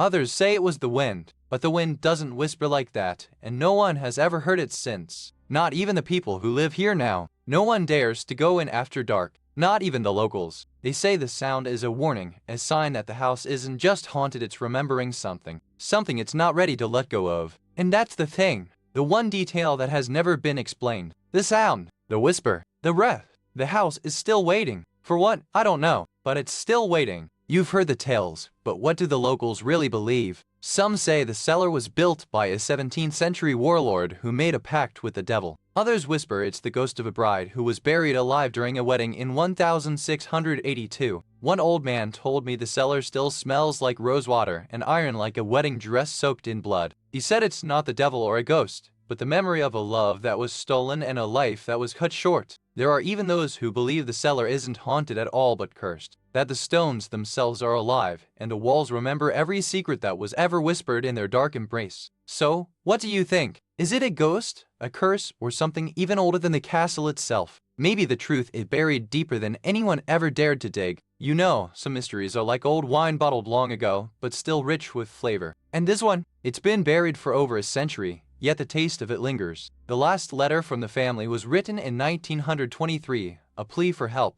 They said the cellar was haunted by a shadow that walks when the moon is full. But no one believed them. Not then, not now. No one has gone in since the last search, and no one will. The risk is too great, and the reward, well, that's the problem with ghosts. They don't offer prizes. So we sit here, you and I, with the weight of the past pressing down like a heavy quilt, and we wait for the next moon to rise, hoping it brings answers or at least a little peace. You know, sometimes the scariest stories aren't the ones you hear, but the ones that linger in your mind long after the fire has died down. And just like that, the silence of the cellar returns. No whispers, no footsteps, just the echo of something you can't quite place. Maybe the cellar isn't cursed, it's just waiting for someone to listen. And now, dear listener, I think you'll want to hear the story of the girl who vanished in the woods just beyond the castle walls. You've heard of castles with ghosts, But have you ever heard of a castle with a ghost in the cellar? Castle Comet is that place, nestled in the English countryside, where time seems to pause and the air grows heavy with secrets. The cellar, a forgotten part of the castle, has long been the subject of whispers. Some say it was used for storage, others claim it was a place of punishment, but no one knows for sure. It's said that the cellar holds more than just old wine and forgotten relics. It holds memories that refuse to let go.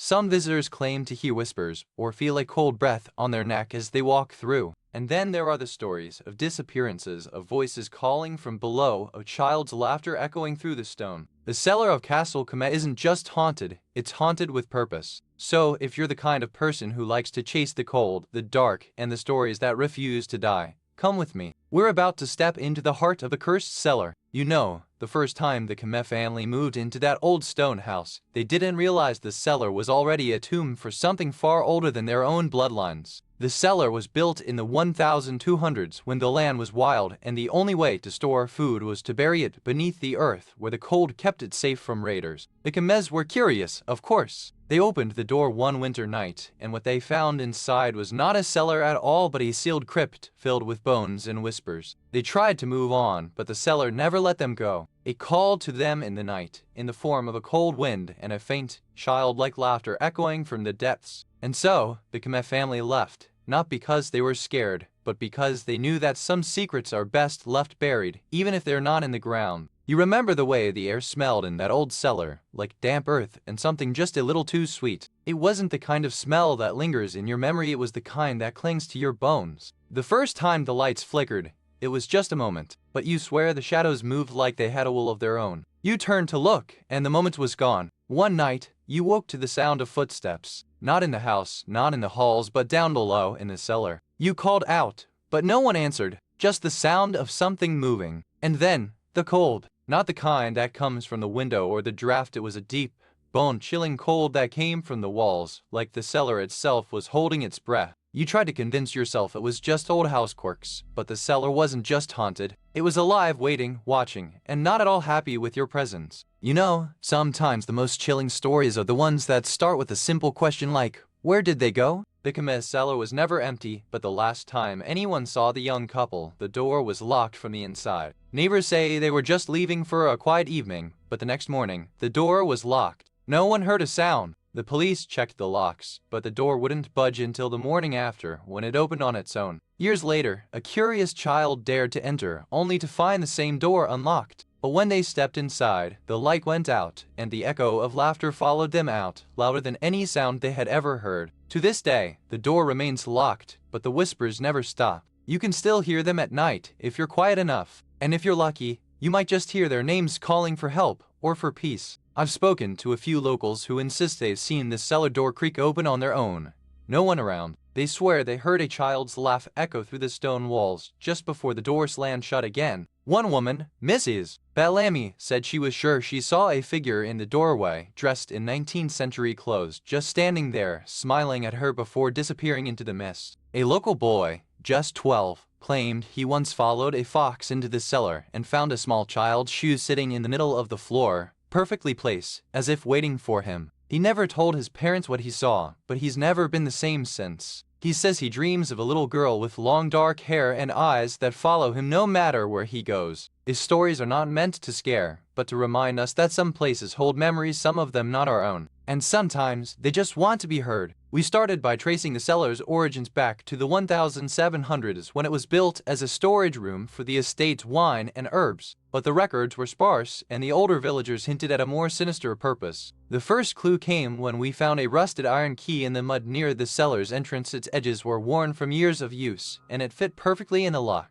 Inside, the air was thick and musty, like the scent of old books and damp wool. The walls were lined with cobwebs, and the floor creaked underfoot as if it remembered every step before. We found a small, hidden alcove behind a loose stone, where a tattered journal lay in a puddle of water. The pages were brittle, but the handwriting was clear, and the last entry was dated the night of the disappearance. The final clue was a single, blood-red ribbon tied to the journal. Its color was unnatural, as if it had been dyed with something more than just pigment. Quick word from our sponsor. If this sounds like something you'd enjoy, take a look at the Kindle Paperwhite e-reader. There's a link in the QR code on screen right now, and in the description below. Alright, back to it. You know, the one thing that's always bugged me is the missing locket. It was found in the cellar, right by the old well, but no one ever figured out how it got there, or where it came from. The locket had a tiny photo inside, just a woman's face, soft and faded. No name, no date, nothing. It was like the whole thing was a message, but no one ever knew what it meant. Some say the locket was a clue, others say it was a trick. But the truth, no one ever asked the right questions, and the answers were buried along with the house. So here's the thing. The locket was never just a locket. It was a key. So what? No one knows? But the cellar still waits, and the well still whispers. You've heard the tales, but the locals still whisper about the old cellar beneath the castle. Some say it's a place where time folds in on itself, and the walls remember what they've seen. There's a story about a child who vanished one autumn night, and the caretaker swore he heard a child's laughter echoing from the cellar. No one ever found the child, and the caretaker never spoke of it again. The locals still bring offerings to the cellar: bottles of wine, candles, and small trinkets. They say if you leave something behind, the cellar might leave you something in return. But no one dares to go in alone. It's not just the stories that haunt them, it's the feeling that the cellar is waiting for someone, and that someone might be you. You know, sometimes the most haunting places aren't the ones you see, but the ones you can't quite find. The cellar of Castle Camel was never officially mapped, and some say it's still there, waiting. The last person to enter that cellar was a local historian,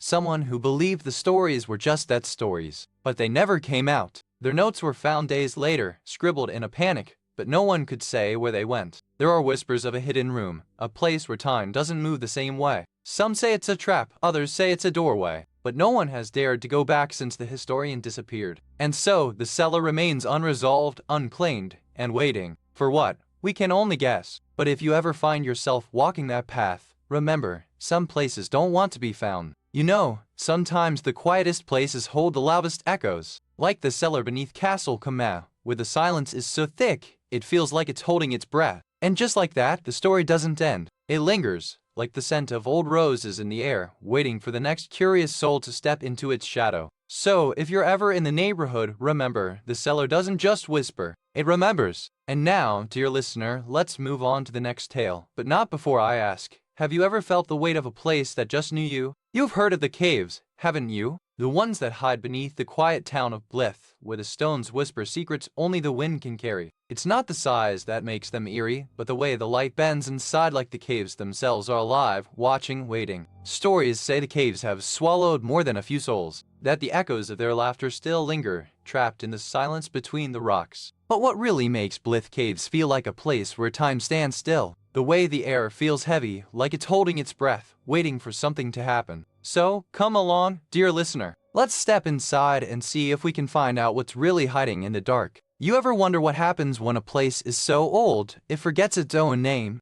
The Blyth Caves were once called something else entirely, a name lost to time, like a whisper in the dark. Back in the 1800s, these caves were a hotspot for miners and treasure hunters. They dug deep, hoping to find gold. But what they found instead was a family of people who vanished without a trace. The Blyth family, you see, were among the last to live there. They were known for their quiet ways, but also for their strange rituals: mornings of silence, evenings of ritualistic light, and a belief that the caves were alive, not just stone. One morning, the family simply disappeared. No signs of struggle, no bodies, just an empty home and a silence that clung to the air like a ghost. The town tried to move on, but the caves remained. They whispered of the Blyth family, their secrets, and the strange power that still lingers in the dark. You know how sometimes the air just feels different, like the world has paused for a moment? That's what happened the day the Blyth Caves first started to whisper. A light breeze, but it carried a strange stillness, as if the caves themselves were holding their breath. The first visitor to report something odd was an elderly hiker named Margaret. She said the caves didn't feel like they should. She described the silence as too deep, like the walls were listening, waiting for something to happen. Then came the whispers, not just in the wind,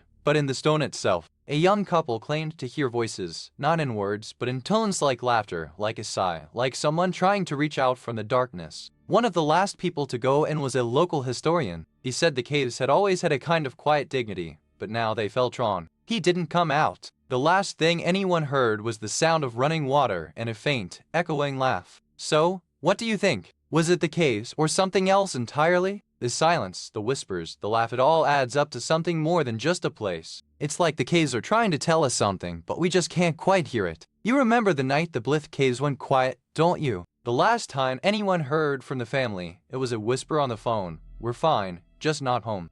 The next morning, the father called the sheriff, asking for a search party. He said they'd gone to the caves for a hike, but the trail was closed, and no one had seen them since. The caves themselves had no record of visitors that weekend. No footprints, no gear, nothing but the echo of a voice that wasn't theirs, repeating in the stone. Years later, a hiker stumbled upon a child's shoe half buried in the sand just outside the caves. It was the only clue they ever found, and it still doesn't feel like enough. Some say the caves still hum with their voices, a low, unbroken whisper that echoes through the stone, like they're still trying to find their way back. And you know what they say about the Blythe caves? That the only way out is through, and that the only way home is to stay. I once spoke to a woman who claimed she saw a shadow move in the caves at midnight. She said it was taller than a man, with eyes like black glass and a voice that echoed like a warning. She described the air as thick and cold, like it was holding its breath. She said the caves didn't feel like a place to be in, but a place that was watching. The hiker said the voice got louder the closer she got, until she was certain she was being followed. She turned around, but there was no one there, only silence. Some say the caves are haunted by those who were lost, or by the ones who tried to save them. Others say the caves are just a mirror, reflecting the fears we carry inside. But one thing is certain, the Blythe caves have a way of making you feel like you're not alone. And sometimes, the only thing you can hear is your own heartbeat. We followed the trail of whispers to a rusted gate at the edge of the woods, where the air felt heavier than usual.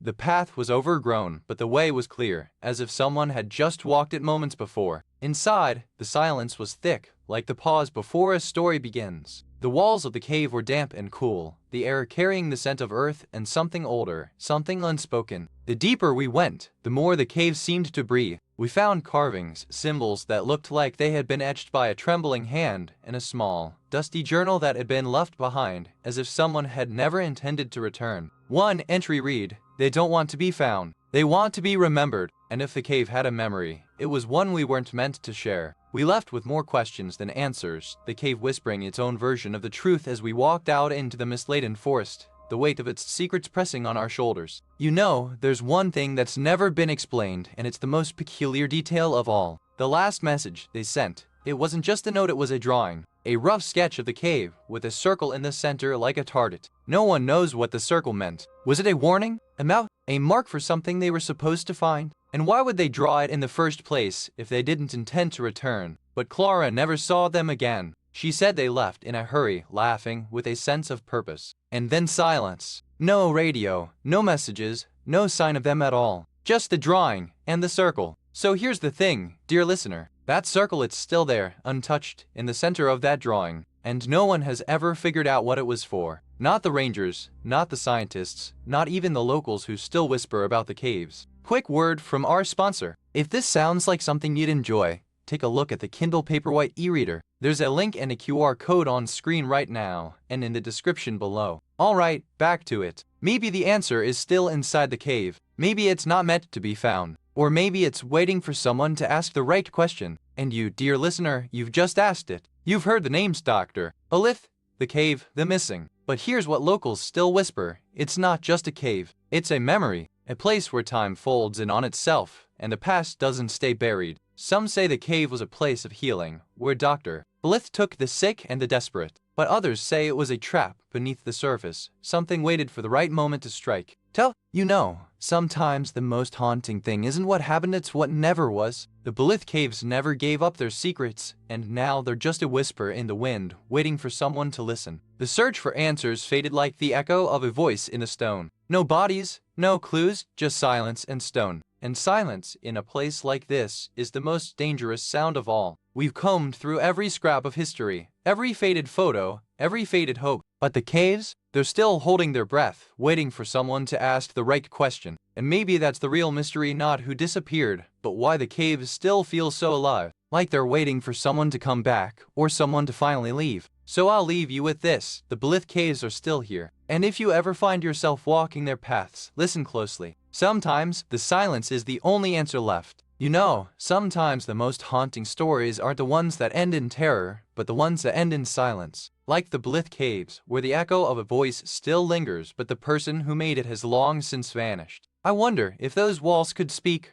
what tales they'd tell, what secrets they've kept from the world, and what they might still be hiding. As you walk away from the caves, remember, the most powerful ghosts are the ones that never leave. They just wait in the dark for the right moment to remind us we're not alone. But before we move on, I'll leave you with this: the Blythe Caves are not just a place, they're a question. And sometimes, the best stories are the ones that never get answered. You've heard of haunted houses, but Walsall Manor? That's something else entirely. Nestled in the English countryside, it's got a history that's as dark as the mist that lingers over its stone walls. Once a grand estate, it fell into decay after a tragic event that left its halls silent and its ghosts restless. The locals still tell stories of the screams that echo through its halls at night. The air here feels heavy, like it's holding its breath. You can almost hear the whispers of the past and the weight of history pressing down on every step. There's something about Walsall Manor that lingers in the mind long after you've left. It's not just a place, it's a memory, a warning, a story that refuses to be forgotten. So, are you ready to step into the past and uncover the truth behind the forgotten massacre of Walsall Manor? Or will you let the silence of the manor keep its secrets? You see that crumbling gate? That's where it all started.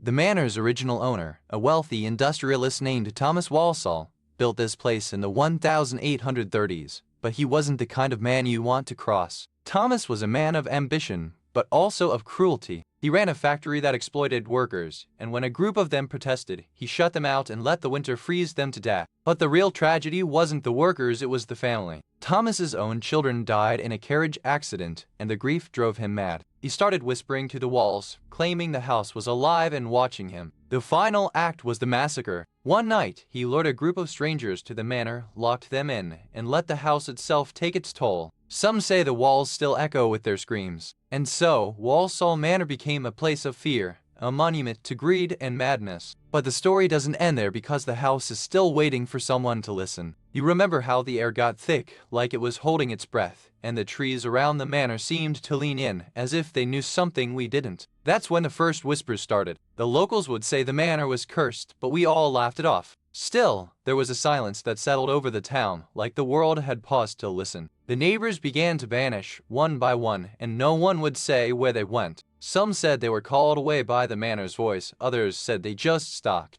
It was as if the manor had begun to speak, not in words, but in the way the wind howled through the halls, or the way the shadows moved when no one was watching. And then, the first real fear crept in, not of the manor itself, but of what it might do to us if we stayed too long. You see it now, the long winding drive, the gates creaking open like old bones, and the house standing there, all stone and shadow, as if it's been waiting for us to arrive. Inside, the air is thick with the scent of damp earth and something older, something that lingers like a memory you can't quite place. You follow the sound, heart pounding, as if the house itself is guiding you towards something it doesn't want you to find. And then you hear it, a cry, not from the past, but from the present, as if the house is still alive, still suffering, still waiting to be heard. I still remember the first time I heard about Walsall Manor. It was at a family gathering, and an elderly woman across the table leaned in and whispered, "You ever hear about the massacre? The ones that never left?" A few years later, I met a man who claimed he saw the manor on a foggy night. He said the windows glowed like lanterns, and the trees around it moved like they had lives of their own. Even the local police had stories. One officer said he was on a late-night patrol and saw lights flickering in the manor. He said it was like the house was alive, breathing in the dark. But the most unsettling story came from a child who claimed to have seen something. She said the house was crying, and the walls were whispering names. Her parents dismissed her, but I can't shake the feeling that she might have been right. We started with the basics. You see old records, the police reports, the church archives. But the more we dug, the more things didn't add up. The names, the dates, the people who were supposed to be there, they just vanished. One of the first strange things we found was a list of names, dozens of them scrawled in a shaky hand on the back of a grocery receipt. They weren't just names. They were names of people who didn't exist, or at least weren't supposed to be there. We found a map too, marked with XS and strange symbols. One of the XS was near a spot that wasn't on any modern map. And the symbols? They looked like something out of an old book of witchcraft, or maybe a language no one spoke anymore. Then there was the music. One of the researchers found a recording just a few seconds long of a lullaby, played on a piano, but the melody was wrong. Like it was a song that was never meant to be heard, but somehow it was. And the worst part? It wasn't just the things we found. It was the things that weren't there. The silence in the places where people had once lived. The way the air felt heavier, like something was holding its breath. The more we looked, the more we realized that Walsall Manor wasn't just haunted, it was remembering, and it wasn't done with us yet. You know, the thing that haunts me most about this place isn't the screams or the cold, it's the silence. The silence that followed the last scream. No one ever found the bodies, not even the grave robbers. Just a few scattered bones, and a single silver locket with a name that no one remembers. Mary. No one ever knew who she was. No one ever knew if she was a victim, a witness, or a ghost trying to remember what happened that night. The thing is,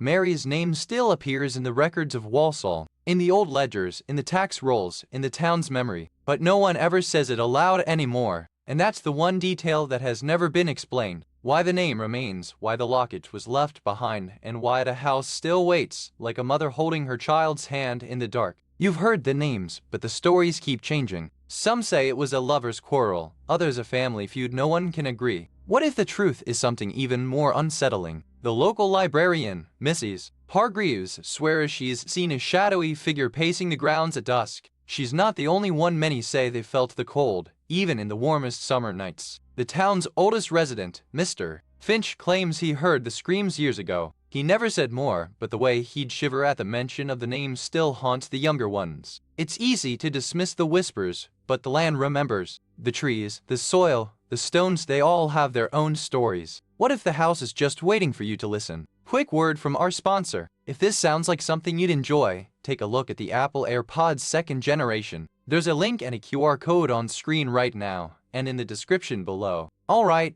back to it. You've followed this story through the halls of Walsall Manor, through the whispers of the past, but even now, the mystery refuses to let go. What happened to those souls that night? And why does the house still remember? The police files are sealed, the witnesses have passed, and the only thing left is the house itself. You wonder, does it still hold the truth? Or is it just a trick of the light? A cruel joke the past plays on the living. You think about the families who came before you, the ones who searched for answers, who tried to piece together the silence. And you wonder, what would you do if the truth was just out of reach? There's always a question left unanswered, a shadow that lingers. And sometimes, the best way to honor the past is to let it remain a mystery until someone dares to ask again. You know, sometimes the most haunting stories are the ones that don't end, like the echoes of Walsall Manor, lingering just beyond the veil of memory. It's not the ghosts that haunt us, but the questions they leave behind, like why some stories refuse to be forgotten. And perhaps, some places are not meant to be solved, just remembered, just held. So, as we turn the page, let's not forget that some stories are meant to linger, like the last whisper of a long-forgotten tragedy. And now, dear listener, I think you'll want to hear the next story. But first, let me pour us both another cup of tea. You've heard of Stonehenge, of course, but have you ever wondered what lies beneath the stones? This ancient circle of monoliths, built over 4,000 years ago, isn't just a tourist trap. It's a place where time feels heavy and the air hums with something older than memory. Some say the stones were raised by druids, others by giants, or maybe by something far less human. But the real mystery isn't in how they were built, it's in what happened to them. They were never meant to stand like this. Something changed them. You've heard of the legends, of course. The druids, the fairies, the spirits of the dead. But what if the real story is one we've forgotten? What if the stones were never just a monument, but a warning, a boundary, or even a prison? So now, as you walk among them, you're not just visiting history. You're standing in the middle of a mystery that has waited thousands of years to be solved. And somehow, it's still waiting for you. You know, the first time people started carving these stones, they weren't thinking about ghosts. They were thinking about the stars, the earth, and how to make sense of it all. It was a time of wonder, not fear. These stones weren't just built for the living. They were built for the dead, for the ancestors, for those who had passed over and needed a way to be remembered. It was a sacred place, a bridge between worlds. But even in those early days, there were those who didn't understand the purpose of these monuments. Some saw them as a threat, a challenge to the natural order. Others saw them as a tool, a way to control what they couldn't explain. And so, over time, the stones became more than just monuments. They became a place of power, a place where the line between the living and the dead grew thin. Some say the spirits of those who built them still linger. But the real mystery is this: why were they mutilated? Who had the power to do such a thing? And what did they hope to find or to destroy by breaking these ancient, sacred stones? You remember the first time you saw the stones, how they stood like sentinels in the mist, each one a silent keeper of a forgotten tale. But something had changed, something subtle, like a breath of cold air before the storm. The air was still, but there was a weight in it, like the stones themselves were holding their breath. You looked closer, and the cracks in the stones seemed deeper than they had been before, as if something had tried to break them open. Then you saw the scorch marks, not from fire, but from something older, something that had burned with a hunger that left no ash. You could almost feel the heat still in the stone, like a memory of a long-ago scream. You turned away, but the stone seemed to follow your gaze as if it were watching you. You wondered if the damage had happened recently, or if it had been there all along waiting for the right moment to be noticed. There was no sign of human hands in the damage. No tools, no marks of chiseling. It was as if the stone had been wounded by something that moved like wind, but felt like a curse. You remember the stones, don't you? Those ancient, weathered giants standing like silent sentinels. But what if some of them had secrets buried beneath their roots, waiting to be unearthed? In 1923, a local farmer named Henry Pitt stumbled upon something that made his breath catch in his throat. He found a set of human bones, twisted and broken, buried just beneath the base of a stone. The police came, but they found nothing. No clues, no suspects. Just a farmer who had seen something he wasn't meant to see. And the stones, they seemed to watch him more than before. Years later, the farmer was found dead in his field. No one knows how, but the stones remained as still and silent as ever, their secrets buried beneath the earth and time. I was told by a local historian that in the 1950s, a man named Harold Bauer claimed to have seen a woman in a red dress walking between the stones at night, her face covered in blood. He said she never spoke, just kept moving, like she was searching for something or waiting for someone who never came. Another witness, a retired archaeologist, described a strange sound at night, a low, humming vibration that made the stones themselves seem to breathe. He said it was like the stones were alive, whispering secrets to those who dared to listen. And then there was the woman who claimed to have seen the stones bleed during a storm, her voice trembling as she told me, "I swear, the blood was on the stones, not the ground." These accounts aren't just stories, they're echoes from the past, lingering in the silence between the stones. We followed the trail of the mutilated stones, each one a silent witness to time. It was like walking through a cathedral of bones, every crack and chip telling a story we couldn't yet understand. The air was thick with the scent of damp earth and ancient stone, and the silence was so heavy it felt like it might break under our breaths. We were alone, but the stones didn't seem to mind. One of the stones had a deep, unnatural groove running from base to top, as if something had clawed its way up from within. The deeper we looked, the more we realized the marks weren't random, they formed a pattern, almost like a warning. We found sketches in old journals that matched the patterns, though the descriptions were vague. It wasn't just vandalism, it felt like a message left behind by someone who understood the stone's power, and wasn't afraid to challenge them. And then there were the footprints. Not just any footprints, deep, deliberate imprints in the soil, leading away from the stones like the earth itself had been marked by something ancient and unseen. We didn't know what we were looking for, but the stones had already begun to show us what they wanted us to see, and we were only just beginning to understand the message. You know, there's one thing about Stonehenge that's never made sense to me. The way the stones were arranged, like they were trying to spell something out, but no one can figure out what. Every archaeologist, historian, and ghost hunter who's ever walked those stones has tried to decode it. Some say it's a map, others a message from the dead, no one knows for sure. You've heard the stories about the people who disappeared near Stonehenge, the ones who tried to solve the mystery and never came back. Maybe the stones don't want to be understood. And that's the thing, isn't it? We always want to know what happened, but sometimes the silence is louder than any explanation. So what do you think? Was it a warning and message, or just the way the stones were always meant to be mysterious, ancient, and a little too quiet for comfort? You've heard the stories, but have you ever wondered what the locals really think? Some say the stones were never meant to stand tall, they were built to hold secrets, not to be seen. Others whisper that the stones were placed by a forgotten race, not to mark time, but to trap something that still moves beneath the soil. Some say the stones were never meant for the living, only for the dead. And if you hear a voice at night, it's not the wind, it's the stones trying to speak.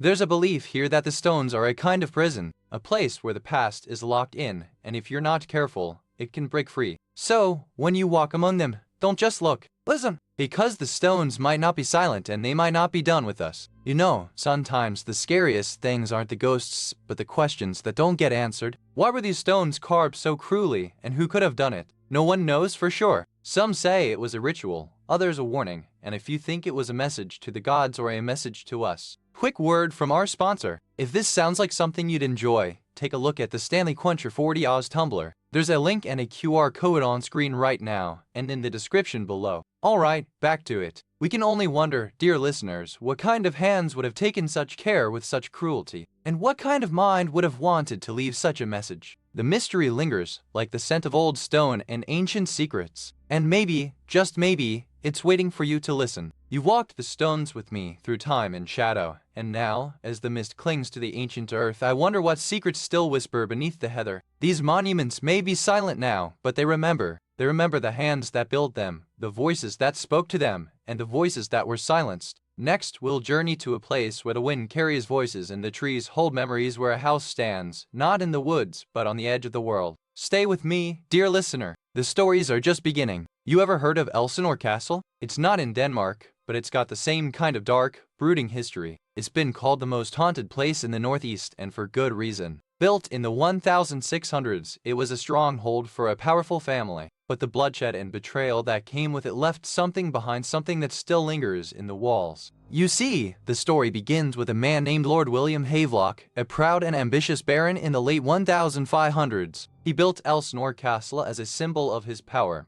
but he also built it on a site where something old and restless lay buried. Havelock believed the land was cursed, but he didn't care. He wanted to show the world his strength, and so he ordered the construction of Elsinore with iron will and iron hands. But the land fought back, and the workers began to disappear. One by one, the men vanished. Some were found in the woods, others never returned. The village elders whispered that the land was protecting itself, that the bones of the old gods still slept beneath the earth. Havelock, desperate to prove his might, ordered the digging of a great pit in the heart of the castle. He believed he could silence the land once and for all. But what he uncovered was not a ghost, but a truth far more terrible. The truth was that Elsinore was built on the grave of an ancient druid queen. Her spirit had been bound to the land, and Havelock's arrogance had awakened her. From that day on, the castle was no longer a place of power, but a prison for the dead. You remember the first time you noticed the walls were watching. It was the morning after the storm, and the air smelled like damp stone and something older than the cracks in the foundation. The maid who cleaned the east wing said she saw a flicker in the corner of her eye, a shape that wasn't there. She laughed it off, but her hands trembled as she wiped the dust from the stone. The keepers started to vanish. One by one, they'd go to their rooms at night and never come back. Some claimed they were taken by the stones themselves, that the castle was hungry. You tried to convince yourself it was just the weight of the castle, the stories that had been passed down through generations. But deep down, you knew the walls had something to say, and they weren't saying anything nice. You remember the whispers, don't you? The ones that started in the hallways, soft as a sigh, but heady with something you can't quite name. They said the castle was holding its breath. One morning, a maid named Elsie vanished without a sound. Her last words were a plea. Please don't let them take me back. But no one believed her, not even the constable. No one knew where the rose came from or why it was red. Some say it was a warning. Others say it was a message. I'm still here. But the castle had already forgotten her name. And still, the whispers come. Sometimes they're just whined through the cracks. But sometimes they sound like Elsie, asking for help. And again, and again. I've spoken with several locals who say they've seen the ghost of the castle's last keeper, a man who vanished without a trace. One woman swore she saw his shadow flickering in the hallways late at night, just before the lights went out. Another visitor claimed they heard a child's laughter echoing through the stone corridors, only to find no one around. The sound was so real, they almost turned back, but the fear kept them moving forward. One visitor described feeling a cold breeze when no windows were open, and a faint whisper in their ear, like a voice trying to tell them something they weren't ready to hear. And then there's the story of the old caretaker's wife, who said she saw a figure in the garden, dressed in 17th century clothing, standing beneath the old oak tree where the castle once held its last feast. These accounts are more than just folklore. They're echoes of something real, something that lingers in the spaces between memory and myth. We started the investigation with a simple question. What if the castle itself was whispering? The walls, thick and ancient, seemed to hum with a quiet, mournful tune that only the most sensitive could hear. The first clue was in the cellar. Old wooden beams, warped and cracked, still held the scent of long dead roses. Someone had carved a message into the wood, but it wasn't in any language we recognized. Then there were the voices, soft, lilting, and never quite clear. One night, I heard a woman's laughter echoing through the halls, but when I followed the sound, there was no one there. The final clue was the old portrait of the castle's first lord. It was painted with such accuracy that it looked like the man was still alive, sitting in his study, his eyes fixed on us with an unshakable, knowing stare. And then we found the diary tucked behind the portrait in a hidden compartment. It was written in the first lord's hand, and it ended with a single sentence: "I am still here."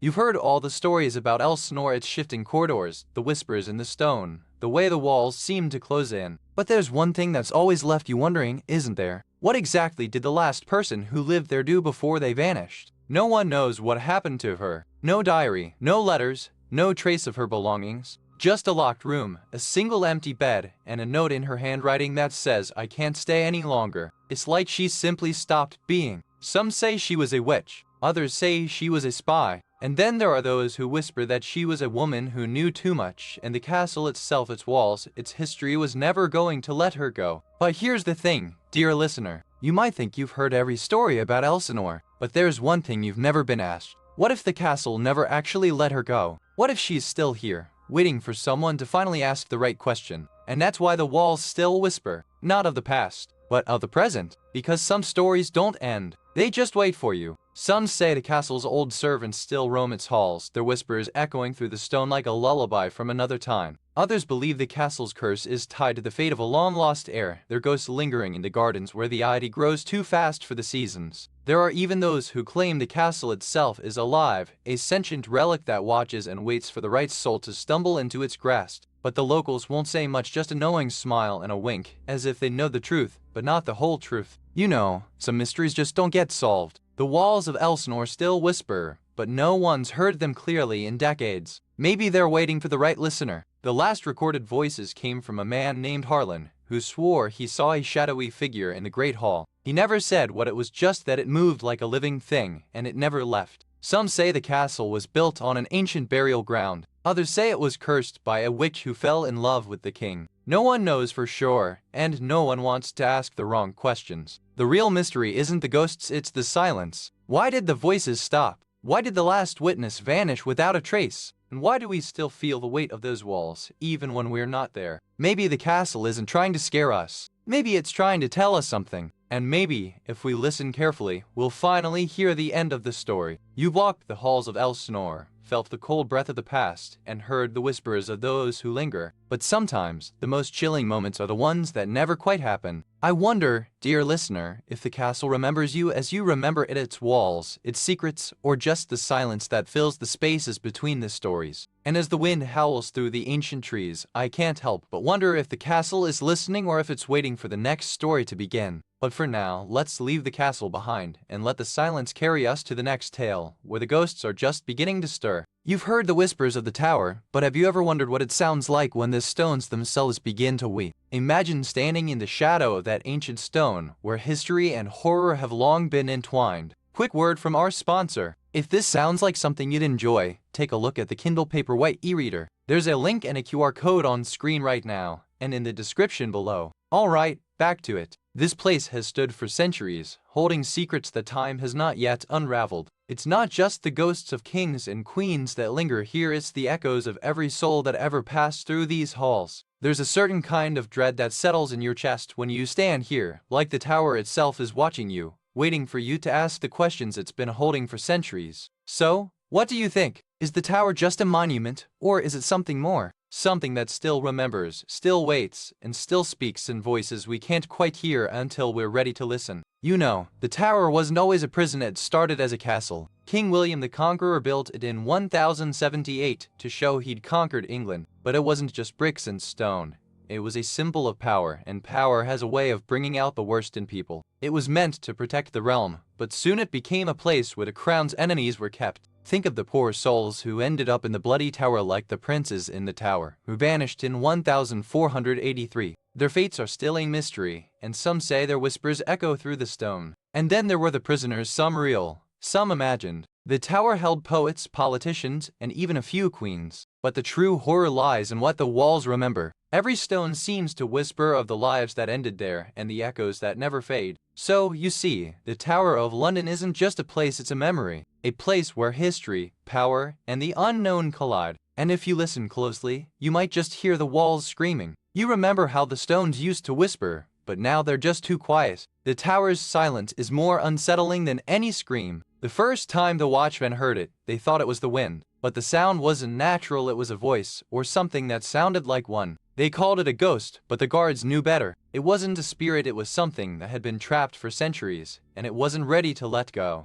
The first time they tried to silence it, they didn't realize what they were truly dealing with. Some things aren't meant to be quieted. Now, even the rats have stopped scurrying. The tower is listening, and it's waiting for someone to finally answer. You know, some say the tower was built on a site where a pagan goddess once lived, but I think the real mystery lies in the silence of the stones. What if they're not just holding time, but the weight of 1,000 unspoken secrets? In 1483, the young King Edward V vanished from his chambers, and his brother Richard Roman III took the throne. No one knows where he went, but the walls still echo with the sound of his last cries. Some say the walls don't just hear the past, they remember. And they're not just remembering the king, but the many who vanished here, their voices trapped in the mortar, their stories never told. If you listen closely, just before the wind picks up, you can hear it, the faintest whisper of a boy's voice, calling for help, echoing through the hollows of the stone. They say the tower doesn't just keep secrets, it keeps the silence of those who were never meant to be heard. And some say the walls still remember the last scream that never left this place. I've spoken to dozens of historians, but one woman in her late 80s told me something that made her tremble. She said the walls don't just echo, they scream when the moon is full. She claimed she heard it on a clear night in 1972, just before the clock tower chimed midnight. The sound wasn't a whisper, it was a wail, like a child being dragged across stone. She said the sound came from the White Tower itself, and that it wasn't just noise, it was a warning, a voice from the past, pleading to be remembered. To this day, some say the tower still echoes with those cries, and that the stones have never truly been silent. It's not just history, it's a story that hasn't finished yet. We began with the oldest stones, where time feels like it's holding its breath. The air was thick with history, and the silence between the walls was louder than any sound. As we walked, the wind carried whispers that weren't quite words, just a hum that seemed to vibrate in our bones. I swear I heard a child's laughter echo from the past. There, we uncovered a ledger from the 1500s, pages filled with names, dates, and strange symbols. Some entries were crossed out, like someone tried to erase history itself. One name kept appearing, again and again: Elizabeth, a maid who vanished without a trace. The records were vague, but the silence around her name felt like a scream. By the time we left, the sky had turned a deeper gray, and the tower seemed to be watching us. The walls were still silent, but the weight of their history pressed down on us like an invisible hand. You know, there's one thing that's always bugged me about the tower's ghosts. It's not the whispers, not the footsteps, not even the wails. It's this one thing that just never gets explained. Every historian, every guide, every ghost hunter has their own theory. Some say it's the weight of history, others say it's the anger of the dead, but none of them ever seem to get to the bottom of it. You see, it's not just the people who were executed, or the ones who died in the prison. There's something deeper, something older. Like the tower itself is remembering something it shouldn't. And that's the thing.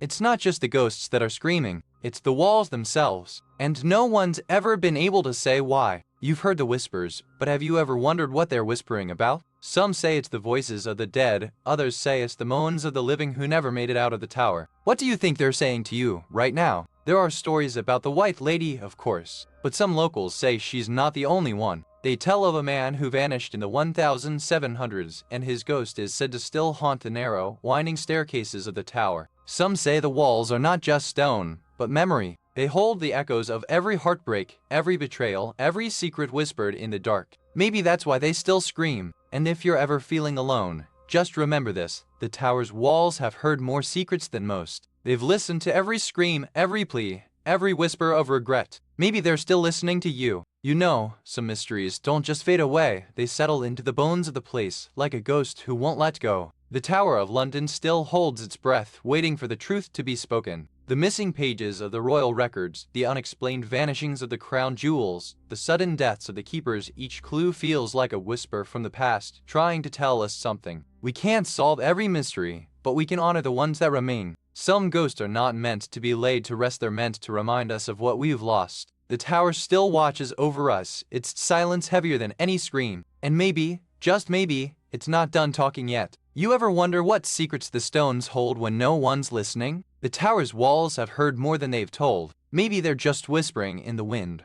Or maybe they're waiting for someone to finally ask the right question. And sometimes, the only thing that keeps the silence from breaking is the weight of history pressing down on us all. But I'm not here to scare you. I'm here to remind you that stories, like ghosts, are best told with respect and a little wonder. So, if you're listening, you might just hear something in the silence. You've heard of haunted castles, but have you ever heard of a cursed cellar? This place, Castle Comet, isn't just old, it's haunted in a way that makes your bones go cold. You ever feel like the air in a room just changes? That's what happens here. Castle Comet was once a noble home, but centuries ago, a family vanished without a trace. Rumors say they were murdered in the cellar. Some say the walls still whisper their names, and the silence is louder than the screams. You can't just walk in and expect to leave the same way. The cellar is a place where time seems to stand still, and the past clings to the stone like ivy. Some say it's not just the walls that are haunted, it's the memories that live there. And if you're not careful, the cellar might take you in. It's not just a place, it's a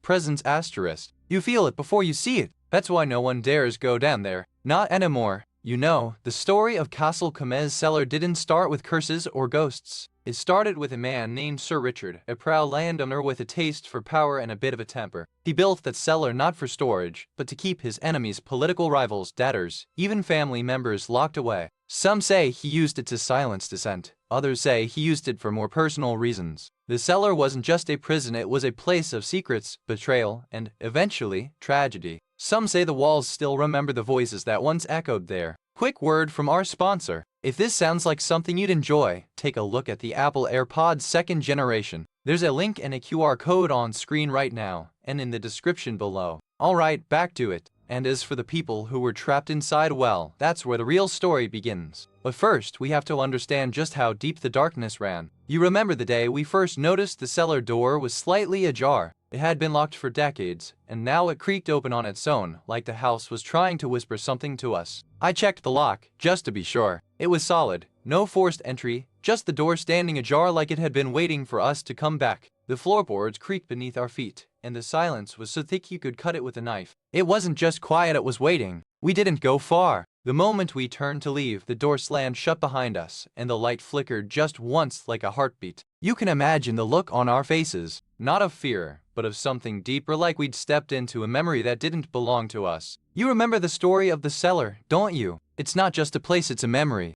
that refuses to let go. One cold October night, a young woman named Clara vanished without a sound. Her mother said she'd been playing hide and seek, but no one could find her. They found her scarf, tangled in the roots of a tree just outside the cellar. But no body, no trace, just silence where there should have been a scream. Some say the cellar remembers, that it's not just a place, but a keeper of secrets. A place where time bends and the past refuses to be buried. And to this day, if you listen closely, you can hear her laugh just once at the very end of the night. A sound that never fades. I remember the first time I saw it, a flicker in the corner of my eye, like a shadow that shouldn't be there. It wasn't until the next morning that I realized I wasn't imagining it. One of the old locals, a man named Tom, said he saw the figure standing by the well just before the storm hit. He swore it was a woman, dressed in a white dress, her face obscured by a veil. Some say it's the spirit of a maid who vanished in the 1800s, trapped between worlds. Others believe it's a trick of the light, a cruel joke played by the house itself. What I've seen, and what others have seen, is enough to make you wonder, what are we really seeing when we look into the dark? And if you're ever wandering through these woods, I'd say don't look too closely at the cellar door. Some things aren't meant to be found.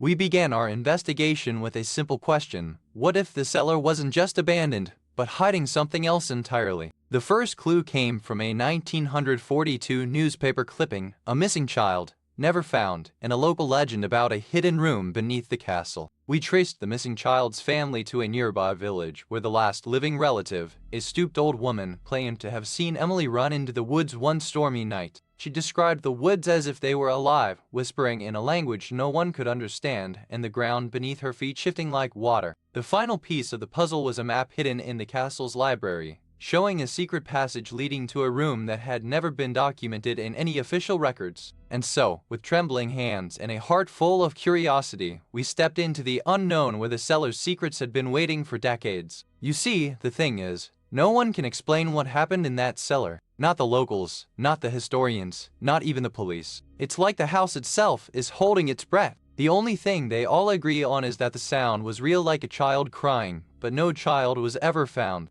and that sound, it never stopped. Not for a single night. Some say it's just the wind, or the old foundations groaning, but if you listen closely, you can almost hear the words over and over, "Find me."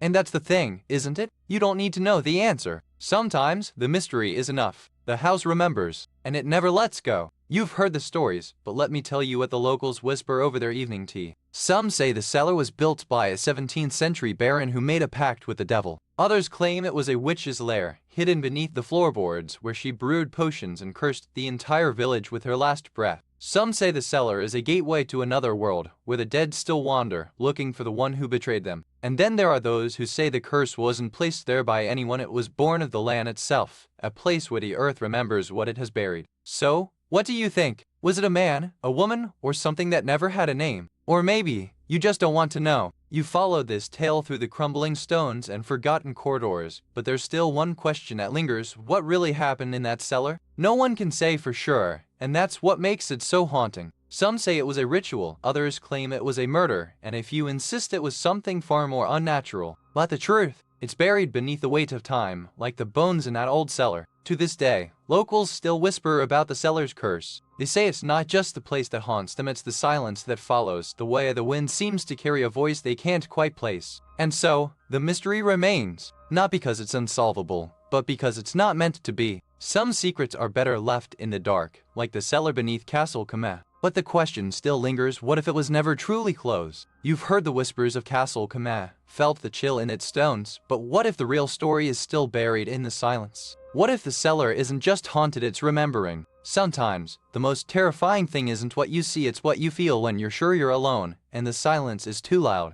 You've heard of Edinburgh's castle, its hills, its history. But have you ever wondered what lies beneath the city's ancient stones? The vaults are a labyrinth of forgotten time, where the past refuses to stay buried. These tunnels were built centuries ago as storage for wine and grain, but now they serve a different purpose. They are a place where the echoes of the past seem to linger, whispering secrets that time has not yet forgotten. The vaults are not just a place, they are a memory, a tomb, and a warning. Some say they hold the souls of those who died in them, trapped between worlds, unable to move on. And some say, if you listen closely, you can hear them. The whispers, the laughter, the voices of the lost. But be warned, once you step inside, you may never truly leave. You know, the vaults started as a way to store beer and wine, but they soon became the perfect hiding place for the city's darkest secrets. The stone walls, damp and cool, were ideal for keeping the wine from spoiling, but also for hiding things people didn't want found. In the 1700s, Edinburgh was a city of rapid growth and rising tensions, and the vaults became a place where people could hide from the law or from each other. Some say it was used for illegal gambling,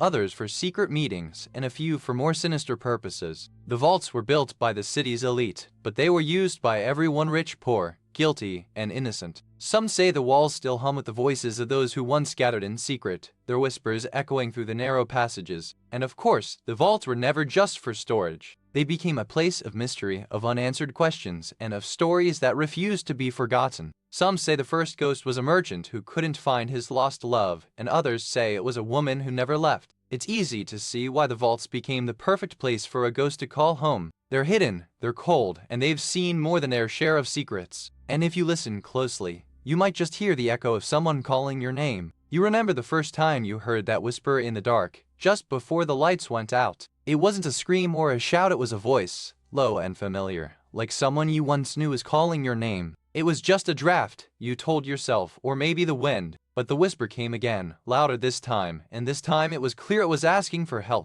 Or maybe it was warning you. You reached for the flashlight, but it flickered, and for a moment, everything went black. And then, just as suddenly as it had come, the whisper stopped. Silence. Total. And then, a sound, a creak, like a door opening, but there was no door. You turned around, but there was no one there. Just the echo of your own breath, and the feeling that you had just crossed a line from which there was no return. And that's when you realized this place wasn't just haunted. It was waiting for you. You ever wonder what happens when a city's history gets too heavy to carry? Edinburgh's vaults hold a secret that's been buried for centuries, a truth that's never quite gone away. In 1775, a young woman named Margaret Sinclair vanished without a trace. Her family claimed she had gone to visit a friend, but no one ever saw her again. The vaults became the last place anyone saw her. Quick word from our sponsor. If this sounds like something you'd enjoy, take a look at the Stanley Quencher 40 tumbler. There's a link and a QR code on screen right now and in the description below. Alright, back to it. Some say Margaret was taken by the vaults themselves, that the stone had a will and a memory.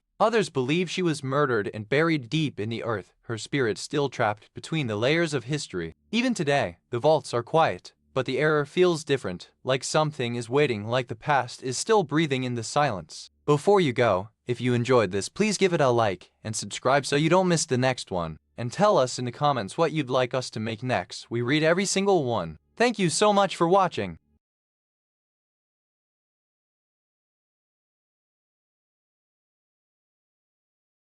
Comment this emoji if you made it to the end.